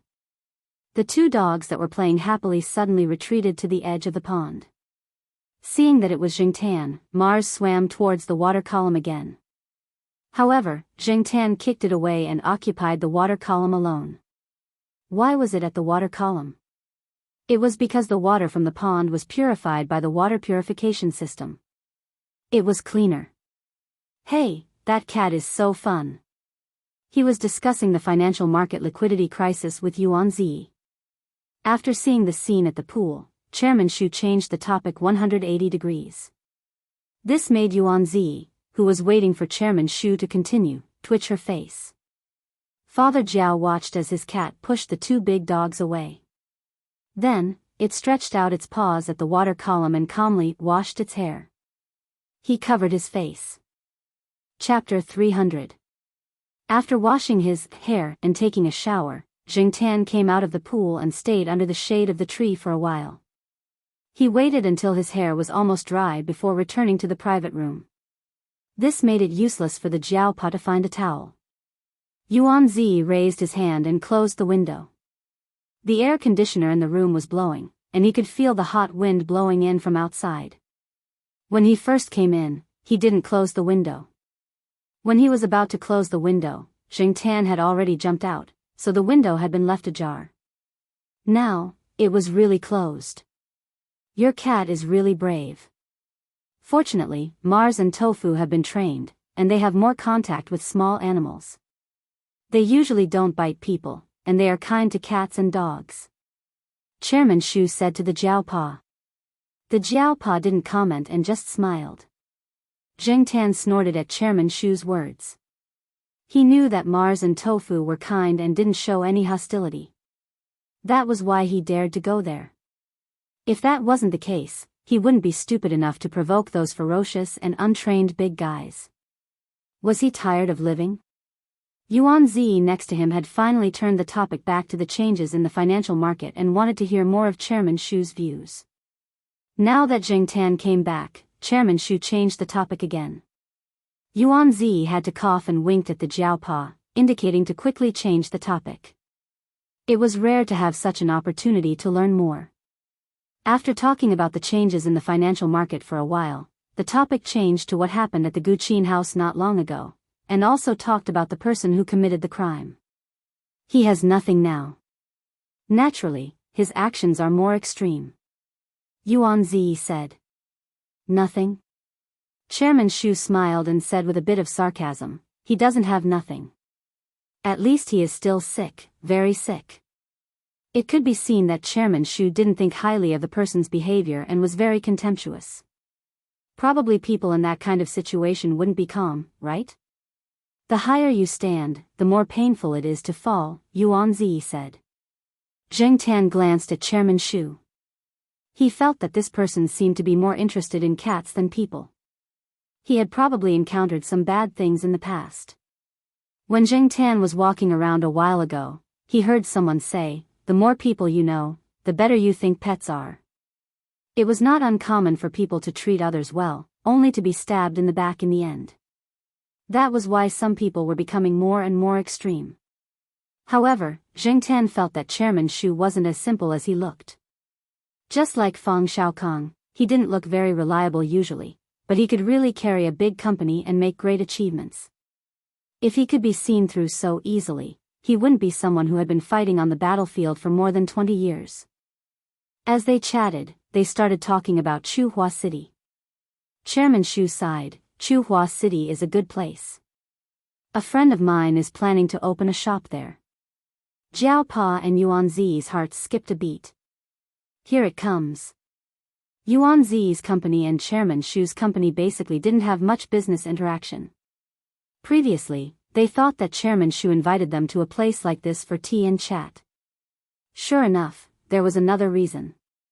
The friend that Chairman Shu was talking about was the owner of this shop. Although this place looked very high-end, the owner came from a humble background and didn't study much. When he didn't even finish junior high school, he traveled all over the country to learn the cooking skills of various places and figured out many dishes. Later, when Nanjing began to develop rapidly, he came to this city to open a shop. By chance, he met Chairman Shu and some others. With their help, he opened this relatively high-end shop. However, the owner's first shop had never been closed. Now, it was famous among the people of Nanjing. All these years, he had been thinking about cooking and didn't have the time to manage the shop. Now that he was free and didn't have to worry about money, he wanted to open other branches in other places in the country. Coincidentally, Chairman Shu found out that Professor Jiao and Yuan Zi were from Chuhua City when he talked to them about how his dog had scared the other party's cat away. Chairman Shu also took this opportunity to ask around. Most of his business was actually overseas. In China, he only knew a little about Beijing, Pearl City, and Nanjing. He wasn't familiar with other places. Yuan Zi and Jiao Pa chatted with Chairman Shu about the current development of Chuhua City. During the conversation, they found that Chairman Shu wasn't completely ignorant about Chuhua City. Several famous companies and local people in Chuhua City could give their opinions. At this moment, the door of the private room opened. A man in his 40s walked in. He wasn't dressed very well. He was wearing a tank top and shorts. There was also the smell of food on his body. Looking at how casual this man was when he greeted Chairman Shu, and how close Tofu and Mars were to this man, Zheng Tan guessed that this man should be the owner of the shop that Chairman Shu was talking about. When this man came in, he brought Mars and Tofu with him. The fur of these two dogs was already dry. Not long after Zheng Tan returned to the private room, the two dogs were taken away from the pool. Because Great Danes had short hair, compared to other long-haired breeds, they were more afraid of the cold and not the heat. However, in the summer, when the sun was hot and the temperature was high, Great Danes would feel hot and dry. Some of them might even suffer from heatstroke. Therefore, Tofu spent most of his time in the air-conditioned room. He would only go to the pool to play when his owner was busy. As soon as they entered the room, the two dogs, who were panting with their mouths wide open, became much quieter. The coolness of the room made them feel very comfortable. Tofu even came over to the chair that Jingtan was squatting on and sniffed it. Seeing that Jingtan didn't pay attention to it, it went back to sit next to the man who just came in. As for Mars, it had already run to Chairman Shu's side. Jingtan wasn't interested in the conversation between Jiao Pa and Chairman Shu. He stared at Tofu's ears and then glanced at Mars's ears. He then looked at the four people who were introducing themselves to each other. Jingtan jumped off the chair and walked over to Tofu. Since no one was looking at him, he was bored sitting there by himself. Tofu was tired from playing with the water. It lay on the floor and licked its nose in the cool room. Then, it closed its eyes and began to take a nap. When Jingtan jumped off the chair, Tofu's ears moved. However, it didn't open its eyes. When Jingtan walked in front of it, it slowly opened its eyes. When it saw Jingtan, it didn't raise its head. It only looked up at Jingtan. Jingtan stared at Tofu's eyes. He felt that Tofu was in a good mood. It didn't show any signs of alienation or warning. Therefore, he moved closer and looked at Tofu's ears.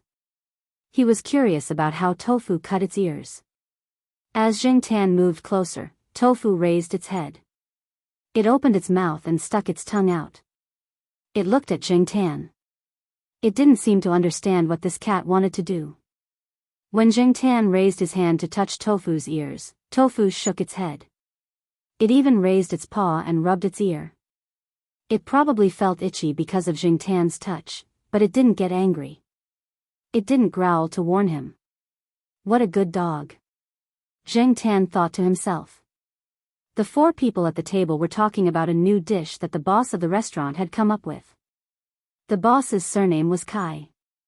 Before this person appeared, Jingtan thought that the boss of the restaurant might have a big head and a thick neck. Now, it seemed that this wasn't the case. He was close to 50 years old and was quite healthy. He didn't have fat arms or a big belly. He was very easygoing. When they talked about other things, he didn't talk much. However, when they talked about food, he seemed to glow. Chairman Shu jokingly talked about Boss Kai's life before he became rich. Back then, Boss Kai was a peasant who often suffered from hunger. When he left the village to study in the city, he met many people who belittled him. There was once a landlord who said that Boss Kai, who rented a cheap house, was a fly in the countryside. He was born in the latrine and died on the dining table. To put it bluntly, it meant that he was born in a poor family and was uneducated. He only knew how to eat. 30 years in the East, 30 years in the West. Don't bully a poor young man. Many people had said this pretentious sentence, but only a few people could realize it. Therefore, every time they talked, Chairman Shu and some of Boss Kai's friends would tease him and say, "When the time comes, you can drive a luxury car worth millions and smash him with millions of cash." In order to prevent Chairman Shu from mentioning the past, Boss Kai talked about the new dishes that he had made in the past few months. Yuan Zi listened to him talk about those dishes and kept swallowing. He was also a foodie. When he heard that the food flavor in Nanching was opened by Boss Kai, his fondness for Boss Kai skyrocketed. When Yuan Zi's father, Old Master Yuan, who had passed away, was still alive, he liked the food flavor dishes very much. Old Master Yuan said that the dishes there were not impetuous. Yuan Zi couldn't understand what impetuous dishes were about. He only knew how to eat. As for tasting the dishes, that was the job of the gourmet experts. Putting aside the taste, Yuan Zi also planned to give Boss Kai more advice because of his relationship with Old Master Yuan. Opening a restaurant was not a simple matter. Just like when Jiao Wei's family opened a small restaurant in Tsinghua University, there were so many problems, not to mention the food flavor, which Yuan Zi thought would definitely be a big business. As the saying went, a strong dragon could not defeat a local snake. There were many local snakes in Chuhua City. If he wanted to expand the restaurant, he had to consider more factors. This was also one of the reasons why Chairman Shu invited Jiao Pa and Yuan Zi over after knowing their backgrounds. One was a professor who had been teaching in Chuhua University for a long time, and the other was the boss of a company in Chuhua City. Even if he couldn't get much useful information from them, it was good to listen more. After all, the information he asked people to collect was not comprehensive. Yuan Zi didn't think that Boss Kai would encounter many difficulties in Chuhua City. It was enough to take care of some places.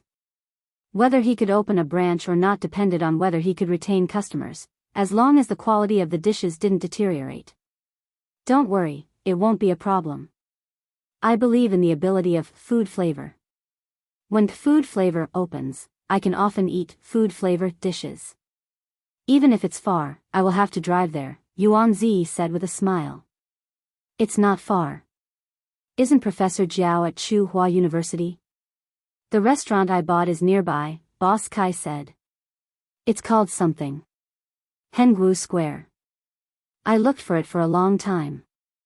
I think the newly built Hengwu Square is quite good, so I bought it. Seeing that Professor Jiao and Yuan Zi's expressions suddenly changed, Chairman Shu asked, "What's wrong? Is there something wrong? Hengwu Square? Isn't the Yi-house territory?" Jiao Pa and Yuan Zi looked at Jing Tan at the same time. Chairman Shu and Boss Kai also looked over. They saw that the black cat was pressing Tofu's head with one paw and flipping Tofu's ears with the other paw. It seemed to be looking at something. There was a saying, kind people are bullied by others, and kind dogs are bullied by cats. Chapter 301. Chairman Shu had always thought that he was good at reading people. He could guess what they were thinking from the subtle changes in their expressions. But now, he was puzzled. When Professor Jiao and Yuan Zi heard Boss Kai mention Hengwu Square just now, their expressions became very hard to understand. He really didn't know how to connect the change in their expressions to the cat and the Hengwu Square. Looking at the subtle expressions of the two men and the black cat, Chairman Shu coughed and said, "Professor Jiao and Mr. Yuan, what do you think of Hengwu Plaza? Can you tell us about it and give us some suggestions? When old Kai goes there, he can avoid some trouble. I heard that the place is quite particular. Of course, some small shops wouldn't cause much trouble. But if one wanted to do something bigger, it would involve some interests. It was inevitable that they would have to negotiate with some people there. For example, the boss behind Hengwu Plaza, Yi Hao. Chairman Shu didn't know much about the local tyrants in China. He didn't have much interaction with Yi Hao. His understanding of Yi Hao was limited to the investigation materials given to him by his assistant. Other than Yi Hao, there were some other non-government forces near Hengwu Plaza. Chairman Shu actually didn't agree with Boss Kai's choice of Hengwu Plaza, but since Boss Kai insisted, he had no choice but to try his best to help. This Hengwu Plaza. Yuan Zi wanted to say something but stopped. He opened his mouth and looked at the Jiao Pa. "Ming Sheng, you say it. After all, your family is more familiar with that person." That person. When Jing Tan heard them talking about Hengwu Plaza, he stopped flipping through the tofu and jumped back to the chair next to the Jiao Pa to listen to their conversation. When Yuan Zi was talking, he kept glancing at Jing Tan. Jing Tan didn't know what this guy was thinking. The Jiao Pa thought for a while and said, "I believe Chairman Shu and Boss Kai have done some research on Hengwu Plaza. Although I live at Chuhua University, I don't go there often. I don't know more about Hengwu Plaza than you two." Chairman Shu picked up the cup in front of him and took a sip of tea. He looked at the Jiao Pa and asked, "You know Yi Hao?" He didn't know much about Hengwu Plaza, but that didn't mean he didn't know the people behind it. "I know him, but I'm not familiar with him." The Jiao Pa didn't deny it. There were many things he didn't want to say. After all, it was related to his cat. But Chairman Shu was too smart, and this was the first time they met. They weren't familiar with each other at all. It was impossible for him to say too much. When he heard that the Jiao Pa knew Yi Hao, Chairman Shu was a little surprised. He didn't expect that the two people he met by chance were actually related to Hengwu Plaza. From the information given by his assistant, he knew that Yi Hao was much younger than him and wasn't easy to deal with. He was ruthless. This was also why he was worried that Boss Kai would open a store there. Boss Kai wasn't very tactful and easily offended people. In Nanchang, people would give him some face if he helped him. But if he went to Chuhua City, it was hard to say, even if it was just a branch store.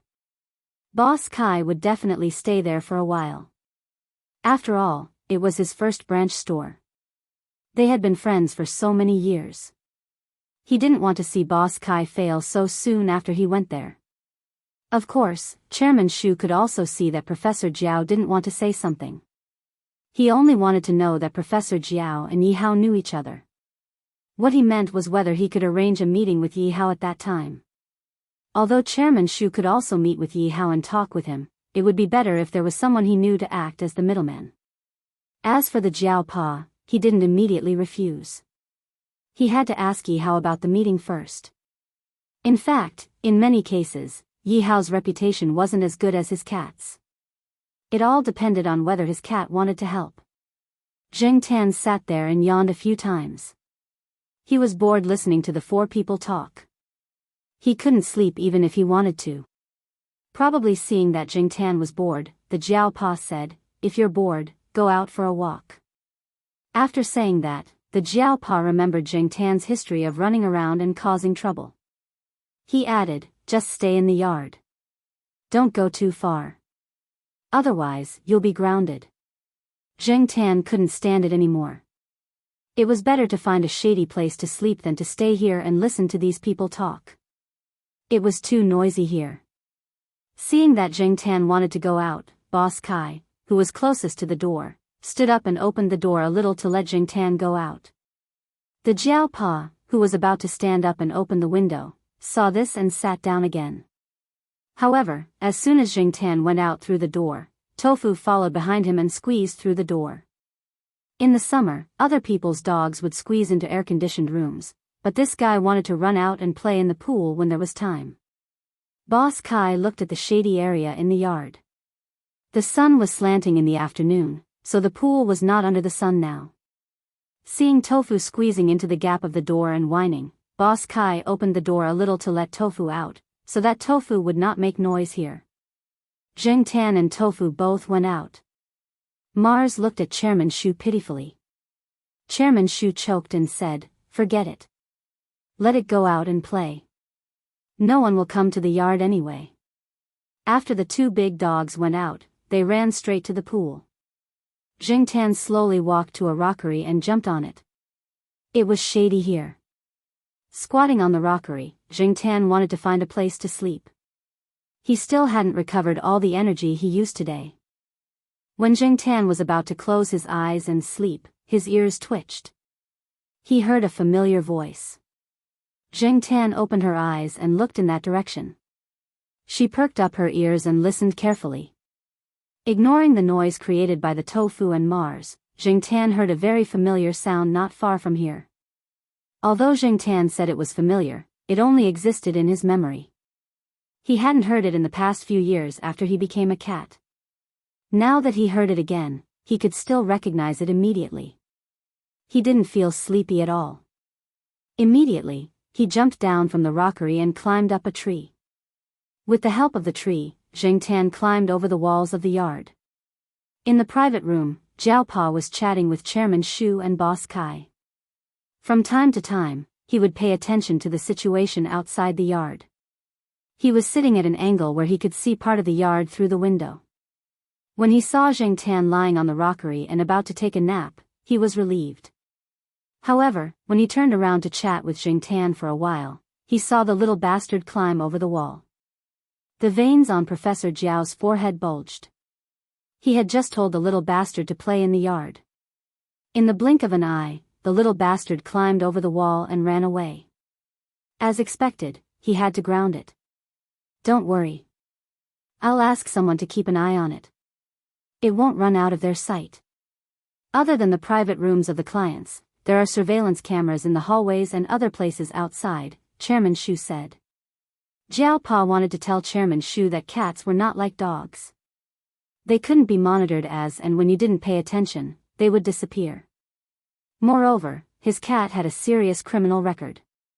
However, there were many things that no one would believe even if he told them. Jingtan forgot about Jiao Pa's advice again. He was now looking for the source of the voice.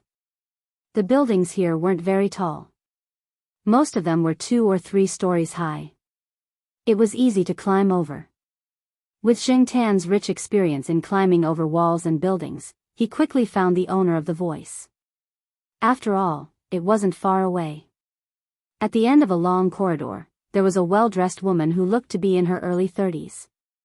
She was talking on the phone with an impatient look on her face. Why didn't you look for your own son? What can I say? If he wants money, I'll give him money. If he wants a house, I'll give him a house. How can I not take responsibility? Okay, I'm busy now. I've already arranged everything for this afternoon. I don't have time. Jingtan knew who she was talking to on the phone. He also knew who they were talking about. Although he had thought of many possibilities when he came to Nanjing, he didn't expect to see these 2 people on the same day. 3 hours ago, he saw his own father. Now, he saw his own mother. One always took different lovers to have fun, and the other contacted a few rich wives when she was free to expand her career. Basically, they didn't care much about Jingtan other than giving him money. They were partly responsible for Jingtan's bad personality. He couldn't describe how he felt. He wasn't disappointed or sad. Probably because he knew it would be like this, he didn't have much hope. The person standing in the corridor immediately hung up the phone. She still had the same expression on her face. It was obvious that she was in a bad mood. In Jingtan's memory, he often saw such an impatient expression. Pushing a strand of hair that had been blown by the wind behind her ear, the woman standing there took a deep breath and looked at the scenery around her, trying to adjust her mood. Her gaze swept around and stopped at the circular garden sculpture pool that was more than 1 meter tall and nearly 2 meters in diameter not far from her. There were some water lilies planted in the white round sculpture. The white water lilies were now blooming. The white lotus, the white sculpture pool, and the black cat formed a clear contrast. The woman stood by the corridor and looked at the cat standing by the pool. The black cat sitting by the pool also looked at her quietly. The woman froze. She felt inexplicably guilty when she looked at the cat's eyes. Just then, the door of a private room opened and a woman in her 30s came out. Hey, are you done with the phone call? We're waiting for you. Jingtan's mother's impatience immediately disappeared. She smiled and replied, okay. Look at you guys. She walked into the private room and looked at the pool again. Then, she turned back, walked into the room, and closed the door. The window of the private room was covered by curtains. Jingtan couldn't see the situation inside, but he knew who his mother often hung out with. Retracting her gaze, Jingtan looked at the water lilies in the pond. She raised her hand and touched the flower closest to her. TSK, I'm still inexplicably unhappy. There were a few small fish swimming under the lotus leaves. He didn't know what species they were. After Jingtan finished touching the flower, he began to pat the small fish that swam to the surface of the water to scare them back into the water. The 2 people who were secretly watching Jingtan because of Boss Kai and Chairman Shu's orders looked at each other. Is it really okay for the cat to do that? It should be okay, right? The boss's son specially brought it back from a trip. I heard that it can't be found locally. Not only is the fish beautiful, but it also doesn't eat leaves like the koi we raised before. It's hard to get more if it's gone. But I didn't see it eat the fish. It looks like the cat is just patting it for fun. Didn't the boss say that as long as it's not a big deal, we can just ignore it? Then we should stop it when it really eats it? Yes. Even if we want to catch a thief, we have to catch the stolen goods. What if we scare it away? It's not easy to catch a cat when it runs away. That's true. When Jingtan didn't want to pat the fish anymore, he jumped into the pool and climbed over the wall. When he passed by the corner where the two people were standing, Jingtan looked at them from above. Two idiots. Catch the stolen goods. Seeing the cat leave, the two people standing there were confused. Why do I feel like the cat was looking down on me? Chapter 302. Jingtan was grounded. At least before he left Nanchang and Nanhua City, he couldn't wander around freely. This was the result of a unanimous vote by the 4 members of the Jiao family. It was quite democratic. Of course, for Jingtan, being grounded didn't have much of an effect on him. He was quite familiar with Nanchang and Nanhua City, so he wasn't like those who came here for the first time. This time, he met his parents, but unfortunately, he couldn't meet the person he wanted to meet the most. Perhaps, this was God's will. No matter how hard he tried, he wouldn't be able to meet his current self. In fact, after calming down and thinking about it, Jingtan also knew that even if he met his current self, there wouldn't be any good results. Jingtan wasn't very friendly to cats in the past. After all, for a long time, he thought that cats were crazy, and no cat would be close to him. Forget it, if he couldn't meet him, then so be it. Old friends were one thing, but the weather was another. Jingtan was also afraid of the heat in the summer, so he was too lazy to go outside. Most of the time, he stayed indoors. Jiao Ma took Jiao Yuan and little Pomelo to play around for a few days before resting. Only Jiao Pa and Yuan Zi went outside a lot. In the middle of August, the Jiao family returned to Chuhua City. There were still a lot of things to do. Although the holiday wasn't over, they had to come back early. Jiao Yuan and the other kids from the courtyard all went to the same high school. Chuhua Affiliated High School was a little far from Chuhua University, and it was a boarding system. Jiao Yuan only came back once a week on weekends, which meant that Jingtan didn't have much time to see Jiao Yuan. Little Pomelo, who was also in junior high school this September, was the same as Jiao Yuan and the others. They were all in junior high school near Chuhua University. Little Pomelo was familiar with the other kids from the western courtyard, so Jiao Pa, Jiao Ma, and the others didn't have to worry. Jiao Ma would be teaching in junior high school for another year. She could have been transferred to Jiao Ma Affiliated High School a long time ago. With Jiao Ma's ability, she had no problem teaching in senior high school. Moreover, she had been a substitute teacher in the past 3 years.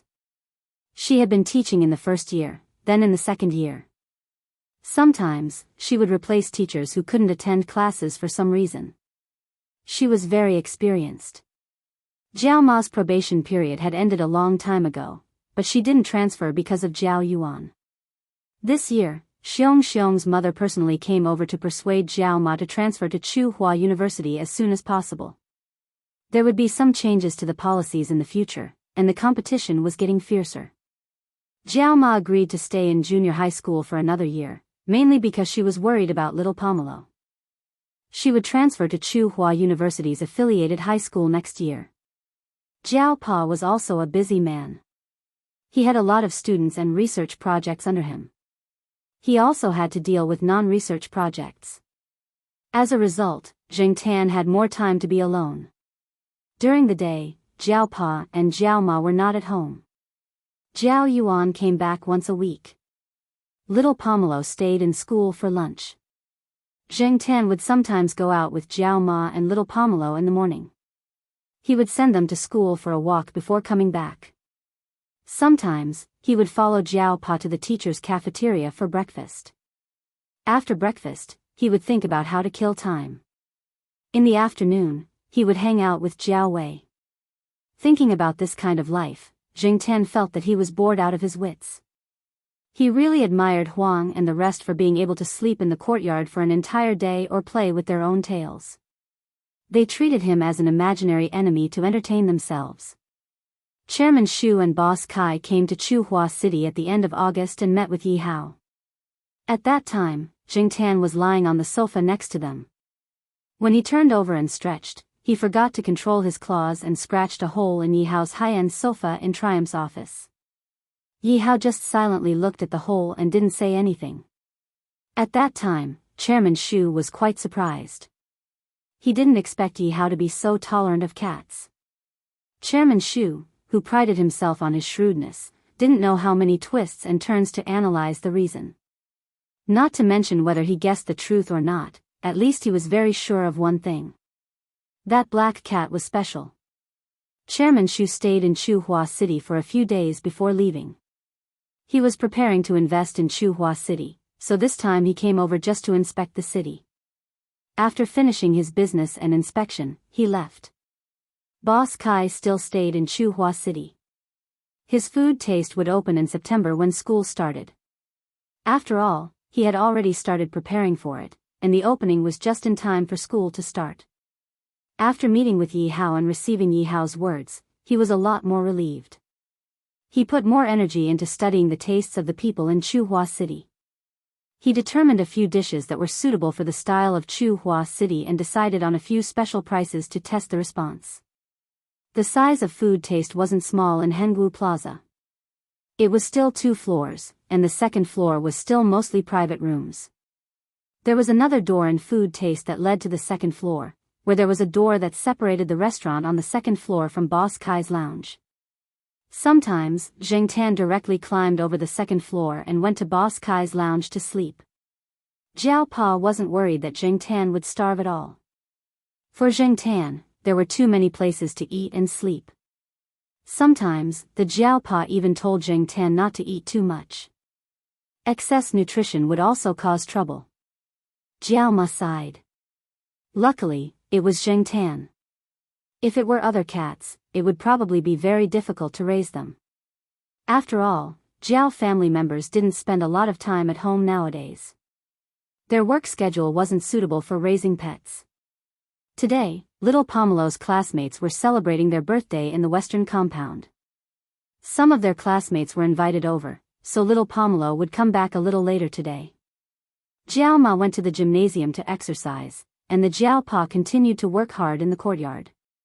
Zheng Tan didn't want to be alone at home watching a melodramatic drama, so he decided to go out for a walk. Zheng Tan ate too much for dinner, so he didn't want to go too far. So he walked around the campus of Chuhua University. He also went to the woods on the edge of the campus to play a game on his phone. Lu Ba probably had something to do recently, so there were no texts or phone calls to disturb Zheng Tan. Zheng Tan was happy to have some peace and quiet. He yawned.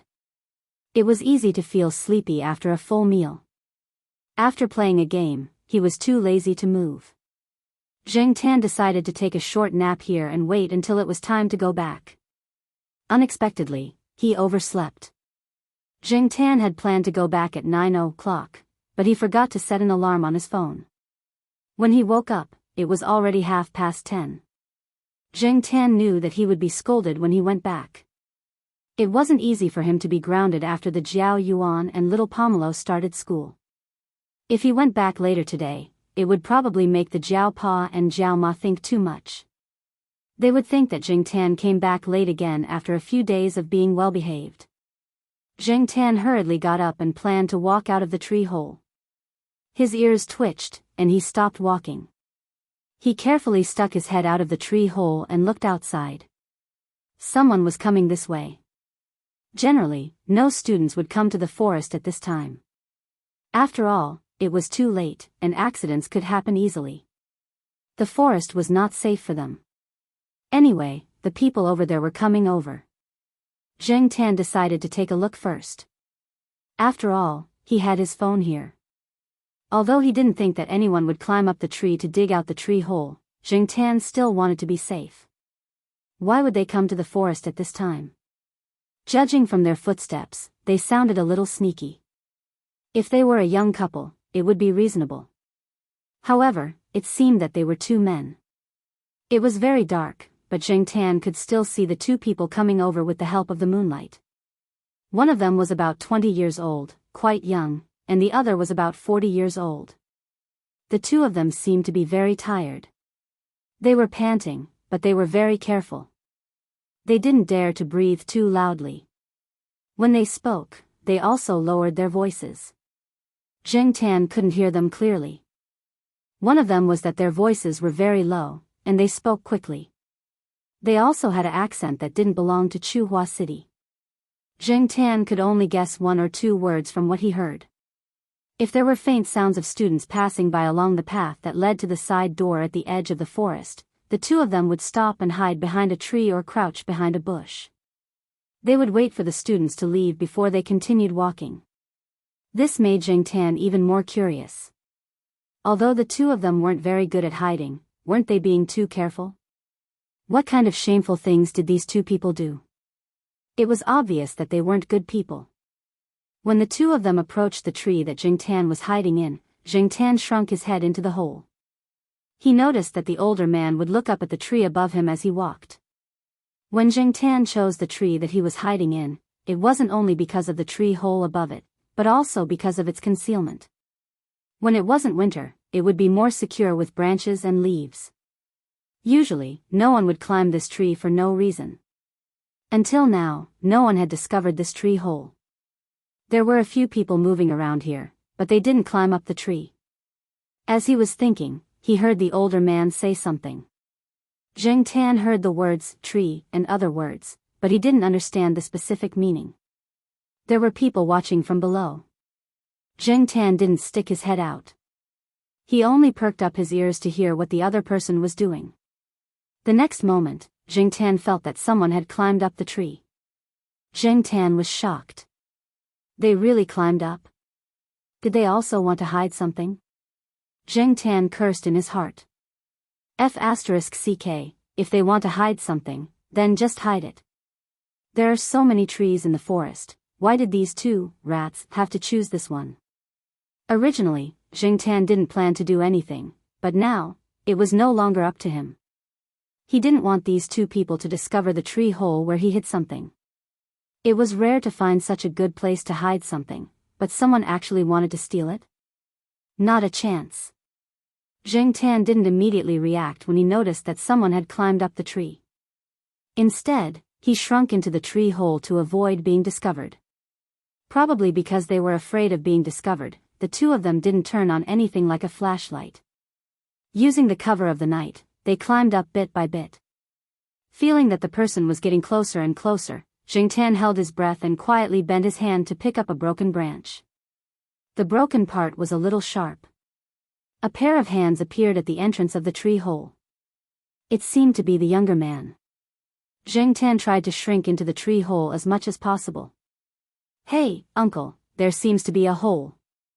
The young man used his hand to test the edge of the hole.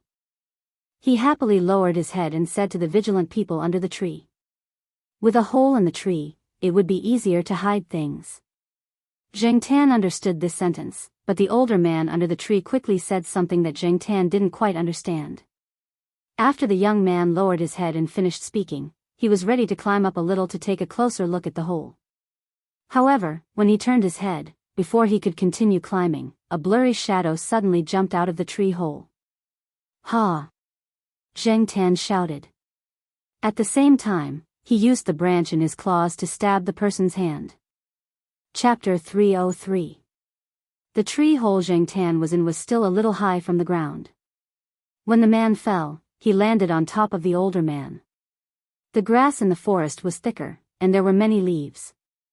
The man only screamed when he fell. He probably suffered some fractures and sprains, but his life was not in danger. The older man got up and cursed. Jing Tan could not understand what he was saying. He could only guess from the man's tone that it was not anything good. The older man did not feel good being pressed on the ground.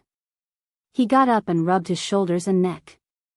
Seeing that the younger man was still groaning on the ground, he kicked him and scolded him in a low voice. He probably told him to be quiet. He did not want to be discovered. The younger man's voice was indeed much quieter. He slowly got up and rubbed his back and other places. Then he touched his hand and found that the stinging spot on the back of his hand was sticky. It was obviously bleeding. With human eyesight, it was difficult for the young man to realize that the thing that scared him off the tree was actually a cat. At most, he only saw a blurry shadow flash before his eyes. Moreover, Jing Tan's shout did not sound like a cat. Therefore, the two men probably thought that the tree hole was occupied by a bird, and the wound on his hand was pecked by a bird. The young man was very angry. He stepped on something hard and bent down to pick it up. It was a stone the size of an egg. He picked it up and threw it at the tree hole where Jiangtan was. However, his arm was injured in the fall, so he did not use much strength. The stone only hit the tree trunk. The older man saw this and scolded in a low voice again. He slapped the back of the young man's head, then carefully looked at him and asked something. The young man shook his foot and replied, "No." Jiangtan immediately retreated back into the cave after her initial shock. She kept her ears perked up to listen to the commotion below. After the two of them were whispering under the tree, they did not continue to stay under the tree and went to other places. When the two of them were about 10 meters away, Jiangtan quietly poked her head out and saw that the two of them had walked to a cluster of low shrubs. Very few people went there. The grass was thicker, and when the temperature was still warm, there were always a lot of mosquitoes there. The two of them were whispering to each other in the bushes. At the same time, Jiangtan could hear rustling sounds coming from the bushes. Could it be that the other party fell so badly that he couldn't climb up the tree, so he chose another place to hide his things? Jiangtan watched as the two of them busied themselves for a while. He stood up and looked around carefully, as if he was trying to memorize the terrain and the specific location of the place. Then, he left, looking back 3 times with each step he took. When he left, he fiddled with some of the weeds around the bushes to make them look more natural. After the two men walked away, Jiangtan listened carefully to his surroundings. When he didn't hear any footsteps, he slid down from the tree and walked towards the bushes. Carefully pushing aside some weeds in front of the bushes, Jiangtan sniffed. There was an unusual smell here that was different from the smell of the shrubs. Following the smell, Jiangtan stretched out his claws to push aside the bushes. In the dense bushes, there was an inconspicuous small bag. It looked like the bag that the students used to store their MP3 players.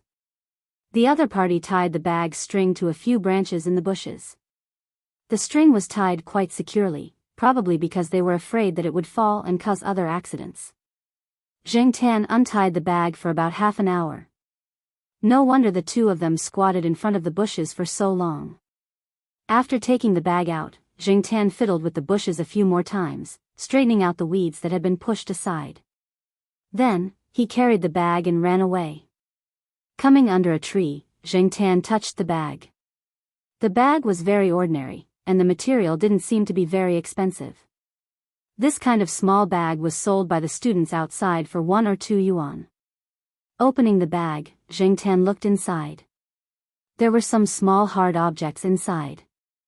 The small ones were about 1 millimeter or even smaller. The bigger ones were about 3 millimeters. Jiangtan looked carefully and found that these things looked like diamonds. Diamonds? Fake, right? Jiangtan looked at the small particles in the bag. As an illiterate person who couldn't even differentiate between diamonds and crystals, Jiangtan felt a lot of pressure. But if it was fake, then why were the two of them so careful? Hiding things in the middle of the night like a thief? But if it was real, then these diamonds were worth a lot of money. Why would the two of them just leave it here? Put the bag back? Thinking about the two's style of doing things, Jiangtan decided to give them a hard time. He didn't plan to bring this bag back to the Jiao family. It could cause trouble for the Jiao family. So, Jiangtan decided to hide this bag somewhere else. Anyway, it was already so late, and no one would see it. Huh. I seem to have forgotten something. Looking up at the night sky, Jiangtan cursed. Then, he tightened the bag and tied a simple knot. Then, he climbed up the tree hole where he hid the phone. Since the two of them came here to hide things and found this tree hole, Jiangtan decided to temporarily move the phone. Jiangtan thought about the place where he hid the phone and the bag of real and fake diamonds. After Jiangtan hid the things, he looked at his phone. It was 11:40 p.m.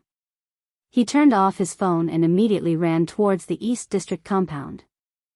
Before he entered the compound, Jiangtan could see the building where the Jiao family lived. The lights in the living room of the Jiao family on the 5th floor were still on.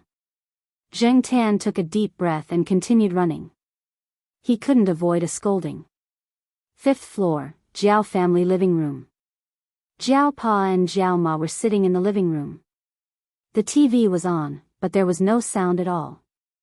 It was almost on silent mode. One was expressionless, and the other looked worried. They kept looking at the clock on the wall. Little Pomelo was sitting in front of her desk in her room. She had an exercise book open in front of her, but she was not in the mood to do anything. She was in a daze. Jiao Pa changed the channel with the remote control. It was a horror movie. In the movie, a cat was baring its fangs at a monster. Jiao Pa's face twitched. It was not that he wanted to watch the movie, but the time was displayed in the corner of the channel. Very good. It was 10 minutes to 12 p.m. The door of the Jiao family's house was not closed. The anti-theft door was left ajar. There was a soft click from downstairs. Jiao Pa and Jiao Ma woke up and looked at the door. After a while, a furry paw pushed open the ajar door.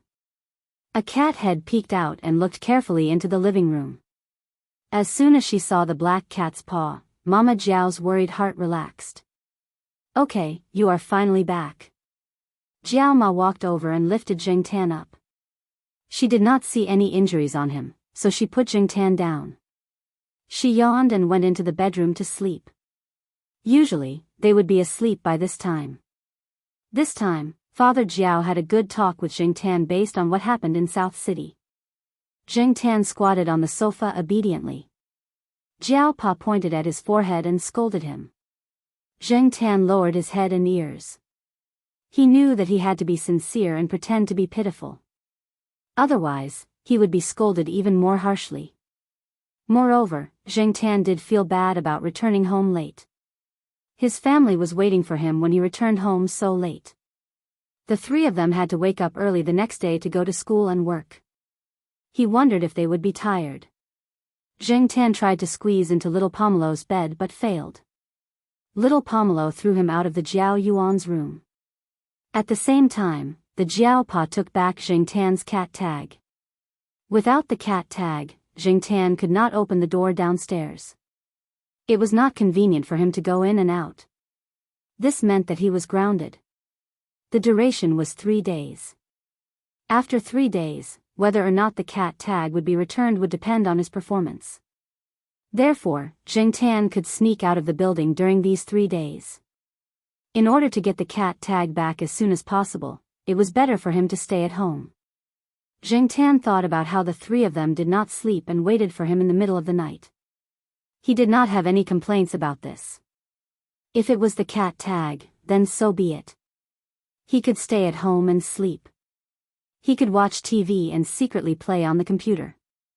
He could also go through the cardboard box under Jiao Yuan's bed to find something to relieve his boredom.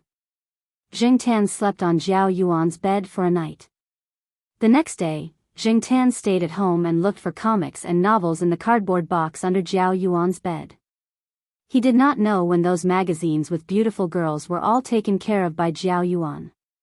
Jing Tan had seen the newly bought magazines once. After that, he could not find them. Jiao Yuan, this little brat, had grown up. He was even better at hiding things. While looking through the comics, Jing Tan thought about the bag of things he got last night. He really wanted to see how the two people would react when they found out that the bag of things was missing. But, were those things real or fake? Jing Tan thought. Suddenly, he remembered that Jiao Ma mentioned something about diamonds a while ago. Jing Tan did not pay attention to it at that time. Now that he thought about it carefully, he remembered that Jiao Ma seemed to have seen it in a newspaper.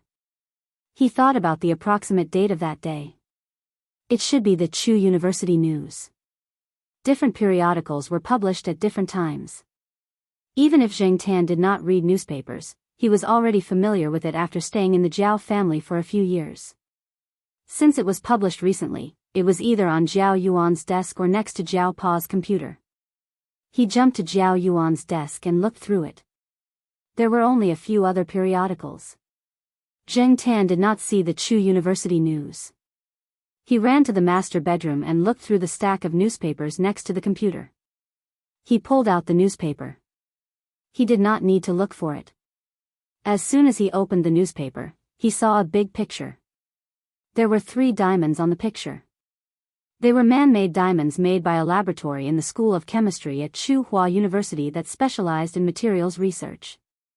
According to the description, they were all gemstones. Due to its huge commercial value, the synthesis technology of gem-grade diamond single crystals had been tightly sealed for a long time. There were also some research institutes and commercial organizations in the country that had been exploring and researching it.